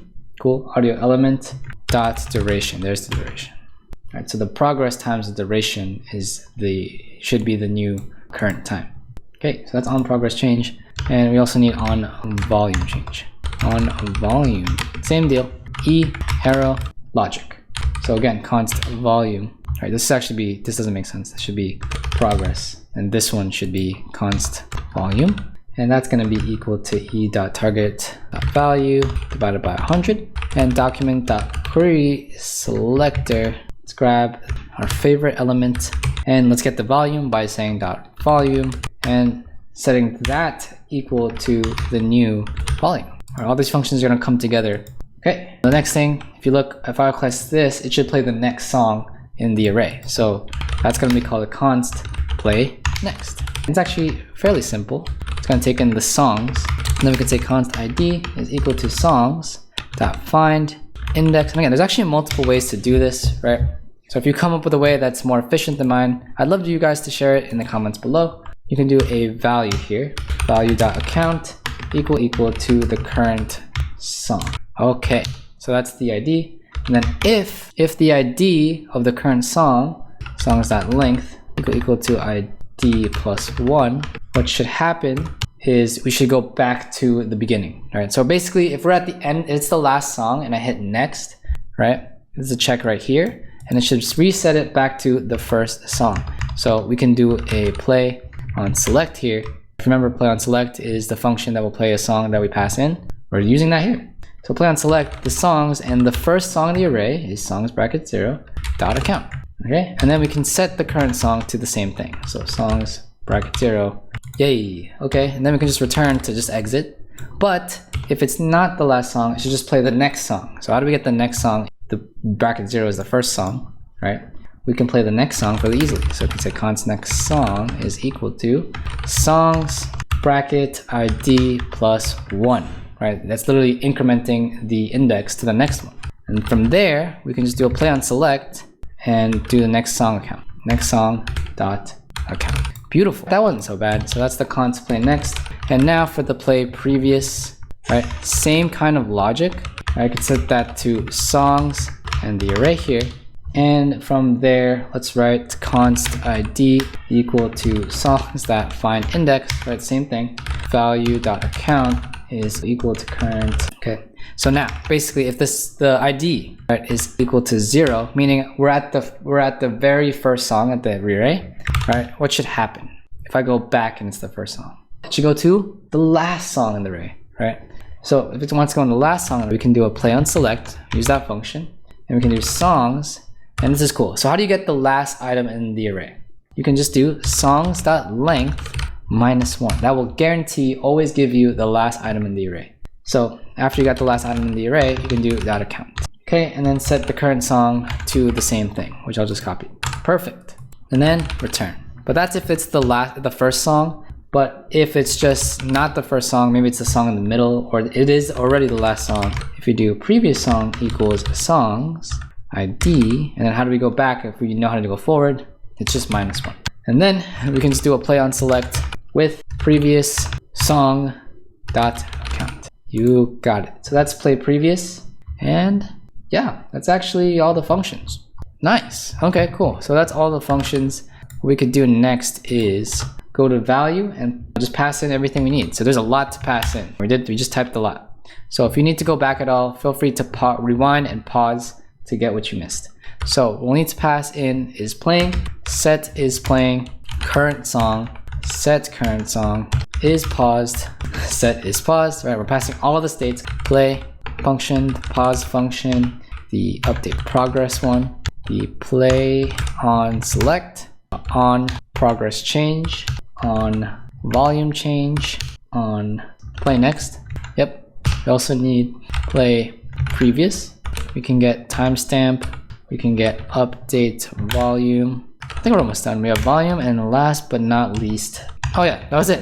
So that's it right there. Once I pass that in my provider, all of that will be global. And again, whenever I use it somewhere else, we don't need to bring in everything, just the ones we need. So let's hit save and let's figure out where we're going to need this context. But with that's all the context.js. Alrighty, so with our context set up, let's start using our context in all the places that we need. So the first place I want to think of is index.js. There's an audio right here. And as you can see, we have on volume change and on time update, but where do we even get those functions from? Yeah. So to get those functions, we're going to need to import use context. So let's import use context from React. And if we import that hook, we can then import Spotify context. So import Spotify context, and now we can use it, right? So this update volume and this update progress, they can exist if I say const update progress and update, and we can set that to use context. And then to use Spotify context, just pass it in here. And now we have update progress and update volume, and then they exist. So we should be able to do that now. I'm gonna hit save. The next place I can think of where we're gonna use context is probably the header. Let's do a header, and at the top of header, like I just said, we're gonna import use context, again, not that one, React, and import Spotify context, okay? And the only thing that we're gonna need from the header is the current song. So how do we just get current song from use context or Spotify context? You can just destructure it and say, I use state to use context, pass this in, and say current song. Alrighty. And then what we could do is, not that, go to, where does it say album? Oh, it's right here. Album, where it says current song, right? Now that we actually have it, we can just say current song.album. So now it's all coming together. The pieces were set up. Okay, that's it for header. Let's see, player controls is probably what's next. Let's go to player controls. Yeah, this one's gonna need a lot. So prepare for this one. Let's set up the player controls. At the top, we're going to need to import our hooks, use context from React, and then import Spotify. Nice. Then in here, it's gonna take in a couple things. All right, so like I was saying, we're gonna import a couple things to our player controls. So let's just set up that object is equal to use context. And in order to get stuff from our Spotify context, we have to pass in Spotify context. Okay, cool. So I'm just gonna hit enter right here. So now I can format it to list out a bunch of different things. So what I'm gonna get is current song. We're going to need is playing. Essentially, we're just gonna take everything from the Spotify context to use here. Volume, on volume change, sorry. Timestamp, progress. Let's see, play next. We got play previous. We have is paused. We have play, pause, and of course on progress change. And that should be it. Awesome. So that was a lot of things. That's essentially everything we wrote in the context, right? Minus a couple things. So you can get started right away by using one of them. I want to start using is playing, and if you remember, the initial state of is playing is false, and it will become true when we play something. So let me just show you what I mean. If you open this up again, select wallet, log in, we can see the player down below, but we can set up a condition at the top here that essentially says if is playing, right? If this doesn't exist, we're gonna return null. Okay, and as you see, it was gone, and that's because if this is false, we're gonna return null and you wouldn't see the player. But don't worry, it'll come back up when I hook up the front end so that when I click it, it starts to play. Alrighty, okay. So we also have a variable called current song, which is again a state that we kept track of that is going to represent what is the current song that it's on or playing. So what we could do is set it up so we can just write current song. So we could say current song dot title. I'll hit save, I'll hit refresh. All right, if we just comment this out. So we don't see any title here. That's because what's the initial state of current song? Empty object. But again, once we hook up the rest of it, if I were to click this, then it would take up that title. Okay, so for now, let me just comment this back in. Okay, so looking at the top here, the next thing I want to work on is volume. And volume, we could put inside of, where it says speaker. There you go. Cool. So we're in input, right? If you remember, there's this little thing right here, and you can't really see it because of the size of this, but this is the volume, right? We should want to set that volume to a state.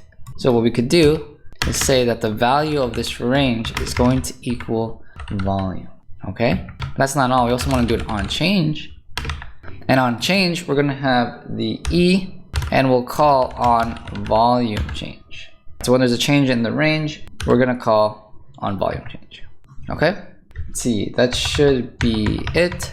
Yep, nice. Okay, so the next one I want to do is timestamp.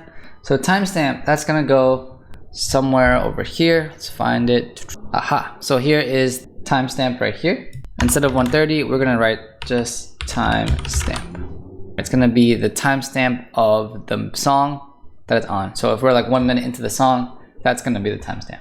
Okay. While we're here, there's also a value that I want to input right here, and it's going to be progress, right? Because we should see the progress bar go up. So I'll put that as the value. Okay. And while we're here as well, there's going to be an on change, and that on change is similar to volume, right? Except this time it's going to be for on progress change. All right. Yes, awesome. Okay, play next and play previous should be pretty obvious. Play next is going to be on the div with the one that has skip or next right here. And all we have to do is write on click, and then just write play next and pass in songs. And again, songs doesn't exist just yet, but once I set it up, you're gonna understand what I mean. Oh, and I just remembered as I was setting this up, there needs to be a pause button. So just let me show you what I mean. If we comment this out for a second. That's why I was looking funny. There should be a pause button in between these two, right? So let's set that up. All right, so what we could do is copy this, paste it here. Instead, say pause and say the alt is pause. So now let's see what that is. Oh, okay. Let me just double check. Oh, pause icon. Okay, pause icon. Okay, and this one, that's the reason I left this blank is because there's actually a special thing that we could do here, right? Well, what I want to do is say curly bracket right here and say is pause, right? That's the state, right? Because when I pause something, right? Let me pause icon so it stops yelling at me. Okay, when I pause something, I click this, it should turn into the play icon. Yeah, that makes sense. So that's why I have it set up right here. So what we could do is set up some conditional rendering to change that. So we could say if, let me just paste this out. If is paused is true, right? If it is paused true, what does it mean? Right? It means that we should have div class name, with styles dot play icon and show. We'll also add it on click here while we're here for the play button. But more importantly, it should have an image tag, and that image tag should have the source of play rounded and an alt of quotes. Then have another closing div right here. Perfect. And then sorry, we're running another ternary, and to be honest, this is actually not going to work. What we do need is something like this, except with the styles of pause icon style. Now it's coming together. So if I say a class name equal to styles dot play pause icon style, add in on click to pause icon, or sorry, pause. All right, I think that's what it's called. Yep. We can then the image tag self close, which has a source, the pause icon. And for the alt, we can just say pause and then just close the div off. We should be fine. Okay, awesome. Look at that, we got pause and play. Right, so that's why we set it up later, because now I could use this pause so that we can do conditional rendering. All right, now I just need, oh, I was in the middle of doing play previous, right? So this in line 63 for me, for where the div that holds the previous image, we want to make that clickable. So if we make it clickable, we can add it on click. We can say E, we can say play previous, and pass in the songs array, because the previous takes in an array and it's just gonna increment back. So that is previous. Now let's take a look. Is that everything is playing? That's gonna be used here. And Bam, there we go. So I know that was a lot, but we used a lot of the functionality and gave this app a little bit of life. All right, cool. And if I comment this out, play, pause, play, pause. Awesome. So that is it for player controls. The next thing or next place that we want to use this is probably going to be in table row. So with table row, that, if you remember, that's going to hold all the songs. And I want to be able to click the song, and that's the song that's going to come up in the player. So what function does that? It's going to be play on select, I believe. So let's do import our use context so we can utilize it from React, and then from there get Spotify context. Cool. And coming out the top of table row, we can now destructure what we want from Spotify or Spotify context. And we only need one thing and one thing only. Like I said, it's play on select. Nice. And remember, table row, for every song in the array, it's going to make a table row. So there's 2 songs in the array, so there's 2 table rows. And the cool thing that we can do is on the TR right here, we can add an on click and essentially say to play on select and pass in song. And I'll just play the song object. So that's perfect. It's everything that we did before is set up. This fits in nicely. Okay. All right. So that should be it with updating all of our components with use context. One thing I want to do real quick is come to the home page, and for player controls, it should also be taking in songs. All right. And remember, songs is the array of songs that we get. Right now it's static, or the static 2 songs that we have. And then from there, go to player controls. Then we can destructure songs. And now when I type in songs, this does exist now. So this should make more sense. So it's gonna play the previous songs from the array that we're passing in and play the next songs from the array we're passing in. Perfect. Okay, so I'm heading back to the home page because that should be it for updating our context. One thing I wanna do is go to player controls, and this should also take in songs as a prop. And if we do that, we're gonna have to come back to player control, and in the parentheses here, destructure songs. Perfect. And now when I type in songs, it doesn't make more sense that this exists now. So what's gonna do is play the previous song in the array, play the next song in the array. Awesome. So looks like that is all set up now. Okay, so with that done, the app is pretty much done, everybody. So if we go to the website once again, all right, I wanna show you guys what it would look like to play these songs, because the only thing that's left to do is to utilize our create music, like I said, and fetch those songs instead of the static ones. But for whatever reason, you don't want to be using the songs on chain. You guys want to use local songs coming from your computer. I'll show you guys how to play to use that. Right, the way we have it set up, if I were to click this, it wouldn't work. Mostly because if I go to context, go to play on select, take a look at this query selector right here. Right, I'm setting the audio element to be song.music URL, and that makes sense because on our Solana playground, that is the actual attribute of the music account. But if you go to our songs.js, and I highlighted it already, but where is the URL of the song? No music URL. It's gonna be right here, link.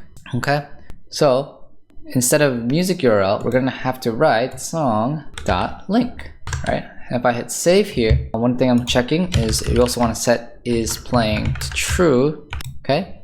And then we're gonna have to log in again because we updated the context. But now that we set this is playing to true and we set this to song.link, let's see if it works. First try. Hey, look at that. We're literally playing audio using JavaScript and it looks just like Spotify. We made Spotify, guys. How awesome is that? And you can see you could pause it just as you want, and you can see the icon come and change. You can also just click on anywhere in the app and it'll skip to that part. This is amazing. So all I want to do now is let's see if our smart contract, if we can use the functions from our smart contract and it works first try. Sounds good? All right, so I just reformatted my windows, and all we want to do now is let's make use of this upload music, and let's go ahead and put in the music URL, right? Again, just a quick note, music URL isn't a YouTube link or anything like that. All right, I'm gonna paste it right here. You're gonna see that it's this res.cloudinary.com. All I did was upload my MP3 file onto a cloud hosting service, right? From there, it's gonna generate a link, and it's just a reference to where I uploaded it in the cloud. You can use whatever cloud service you want. The main focus of this tutorial isn't that website. It's about how to store stuff on the blockchain. So use whatever you want for this. I just use Cloudinary. If you did want to use it, just go ahead, make an account and upload your files there. Got it? So let's upload Star Searcher. That's the name of the song. It's pretty cool. It's this nice lo-fi beat. Let's go ahead and create new. Okay, and then you see transaction may fail to confirm. That's usually a bad sign. So let's see what happens as an error. Let's hit approve. A mute constraint was violated. Okay, so that error tells me that's something in the smart contract. So let's go ahead and cancel that. Let's go into here and we can make this guy bigger. Let's see what's going on. So I'm assuming it's somewhere in create function and it said a mute constraint was violated. So something that should be, that I put as mutable shouldn't be mutable. So that's fine. This is payer context, payer account, probably somewhere in create music context. So let's see, what did I make mutable? Okay, random key should be mutable. Yep, because that's going to be different every time. Authority should be mutable because that's going to be the signer who's ever paying, which will be different. System, program, that is going to be the same. So this should not be mutable. So that actually might be it. So I made a change to the contract. I don't have to redeploy and make a brand new one. I can keep this address, right? What I could do though is go ahead and hit build. Okay, and now that it's done building, we can just hit upgrade. And it looks like we have enough Solana. Yeah, that's one thing I do like about developing on Solana is that we can upgrade our contracts instead of deploying a whole new contract in a new one. Imagine if you kept making mistakes and you had to redeploy and you couldn't upgrade. It's going to be a lot of faulty contracts on the blockchain. But I'm sure in the future, as technology improves, more and more contracts should be upgradable depending on the chain you're in. Perfect. Okay, cool. So you guys should know the next step. After we upgrade, we're going to have to export the IDL. Cool. Then we can just click this and it should open on our VS Code. So let's move this around. Control A, Control C, and then we're going to head over to our Spotify.json. All right. Oops. Control or Alt Z, delete, and then we're going to paste what we got from IDL. Boom. So hit save. Can X this guy out, and we should be good to go. All right. So now, moment of truth. Just to double check, I want to click onto this guy. Control J, and let's start our terminal over once again. Awesome. Then we can hit refresh. Okay, let's try this. Upload music. The song is called Star Searcher, and we can go ahead and hit paste. Create new. Fingers crossed. Hey, look at that. So again, if you see this little price estimate and not transaction may fail to confirm, there's a good chance that it'll work. I don't want to get my hopes, too high, but let's hit approve and let's see what happens. Approve. The modal disappeared, which means the rest of the function ran. So the only thing that's left to do is let's check if that actually works. So what I'll do next is head over to my home page. Oops, not printing. Head over to the home page. And remember, we're using songs from the static JSON data I have. We don't need that anymore. Our songs live on the blockchain. All right, so we're going to get this array back in, this use state. And one thing we gotta remember is we never used get songs. As a quick refresher, it's going to fetch all the music from the music on the Solana program. So what we're gonna need to do is run a use effect to use it. So let's say use effect, right? And I don't know, I only want to run this once. So the use effect, what I wanna do is get songs, right? From the smart contract. And then after we get the songs, we'll do a dot then. We'll say, take what we get as a return, which is gonna be an array, and then set the songs like so. So let's hit save, and also just console log what songs are. All right, we should see an array of 1. So I'm gonna hit save. Yep, so now it's gone. That's okay though. I'll hit inspect, hit console. Hey, look at that. We're fetching songs right from our use Spotify, and then we also get this array of 1. I don't know if you guys can see that, but take a look at this object here. The keys and values are different. There is an account key. All right, when I open that account key up, then we get the music URL and title, which is the music account that we set up.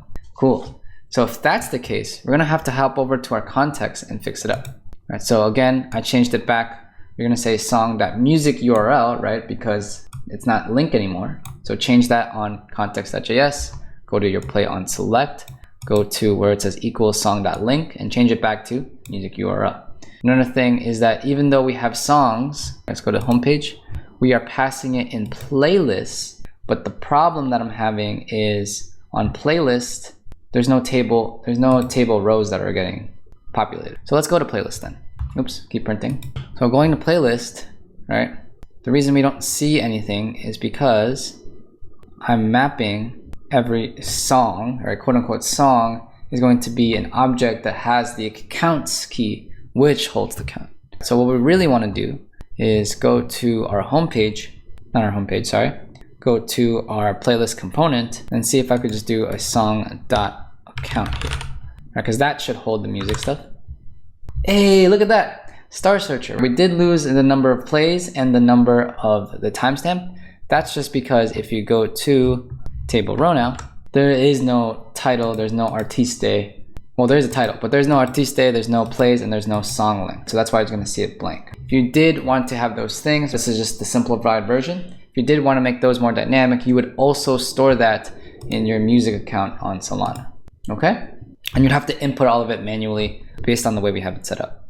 Now, the last part that we need to do is see if we're able to play the song that we got from Solana. So fingers crossed. There it is. All right, you guys can hear that? Awesome, and you can even skip ahead. Let's go. Beautiful. So that's it. That's pretty much the app, guys. We are successfully able to pull the songs that we store on the Solana chain. The only thing that's left to do is deploy our app and make it live with DigitalOcean. So let's go ahead and get that done. All right, so now that we're done with our app, the next thing we want to do is, like I said, upload to DigitalOcean. But before that, let's push our code into a repository. And if you used our CLI tool, you're going to notice that if you do a git push, you're going to see denied to your user, fatal, unable to access, blah, blah, blah. That's just because when you use the CLI tool, you're really just running a git clone of our Spotify project. So when you git clone, you don't own that repo. So there is something that we can do. What we could do is go to our browser, right?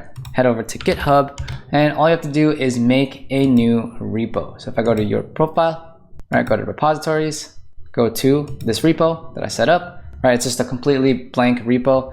This is going to be the URL at that repo. So what we're gonna have to do is just copy it, head over to VS Code, and to change the remote origin, you can say git remote set-url origin to, and then you're gonna paste it, boom. All right, it should be connected, because now if I do git push, hey, it worked, right? You could also do a git status, right? And we could see all the changes that we made since then. So we were able to push to the repo. Let's see if it did anything. Boom, there it is. So the original contributor is David, as you can see, but now this is my repo, and I'm gonna push my changes that I added to it. So these are all the files that we edited, right? We can do a git add dot to add all of them.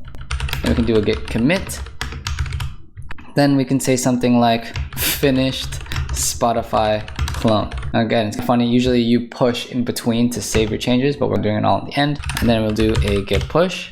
All right, so keep in mind what you see here. These are the commits from David, but if I hit refresh, boom, right? Now it's me, finished Spotify clone. That's all the stuff I edited.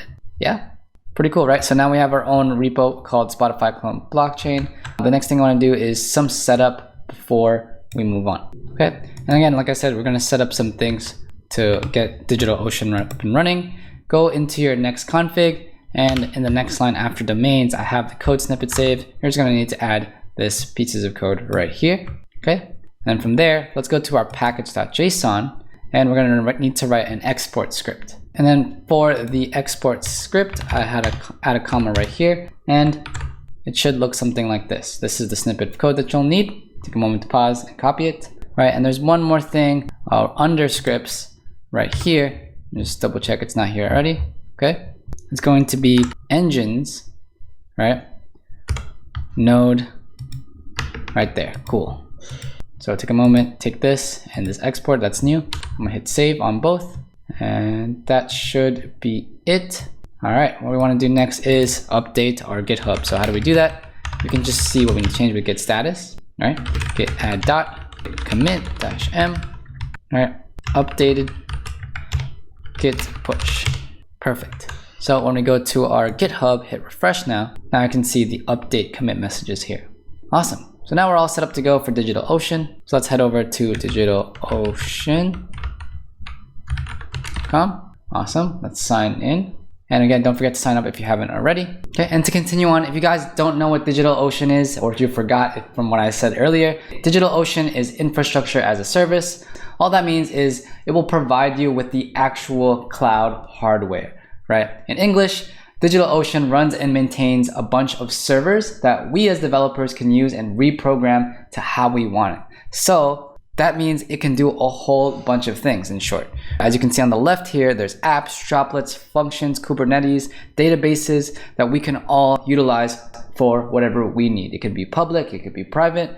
The main thing that we want to talk about today is how to host and deploy a static site using DigitalOcean. So we're going to go into apps. And right, and you can see their little shark here. I love it. His name is Sammy Shark, I believe. As you can see, it's pretty self-explanatory, right? They're gonna detect what our app needs to run, then they're gonna build and deploy it for us. So let's create an app. And again, we're using GitHub. So that's the cool feature, is that you can connect it to GitHub directly. Let's see, manage access. And let's give it access to my account. Install authorize. Okay, we're greeted by Sammy once again. Perfect, so now it's gonna load all the repositories from my GitHub account. Let's select one. And if you remember the name of it, it's not BTS, it should be under Lance. Maybe if I could type it up, it's gonna be Spotify Clone Blockchain. It's this one right here. Okay, cool. And it also loads all the branches of your app, right? And for us, if you know, it's gonna be CLI starter, right? That's just the branch name that we inherited from the original project. So let's click that, cool. Source directory, yep, it's there.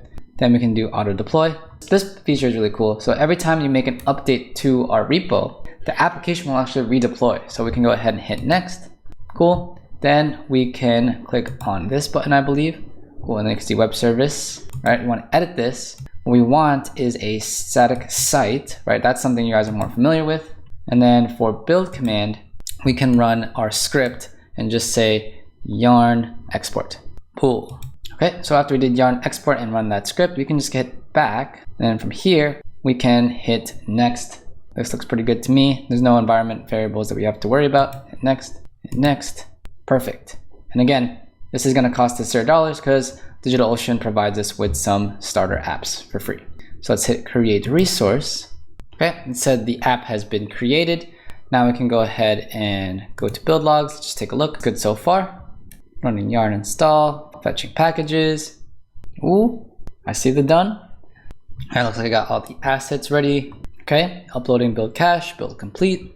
Ooh, it says deploying instead of building. Come on, Sammy. Hey, right, the app looks like it's live. Build complete. This is the link, this nice Oyster app over here. Let's go ahead and click it. Aha, login to access app. That's a good sign. We'll click on Phantom, hit connect, and bam, there we are, guys. This site is now live for us to click on, and if I click again, just for fun, awesome. Take a look at that, guys. So this site is live. You can go ahead and add this link to your portfolio. You can send it to your friends, like I always say, and that's pretty much it, guys. I hope you enjoyed the video. Be on the lookout for our upcoming videos. We have a lot in store for you guys. So I'll see you guys in the next video. Peace.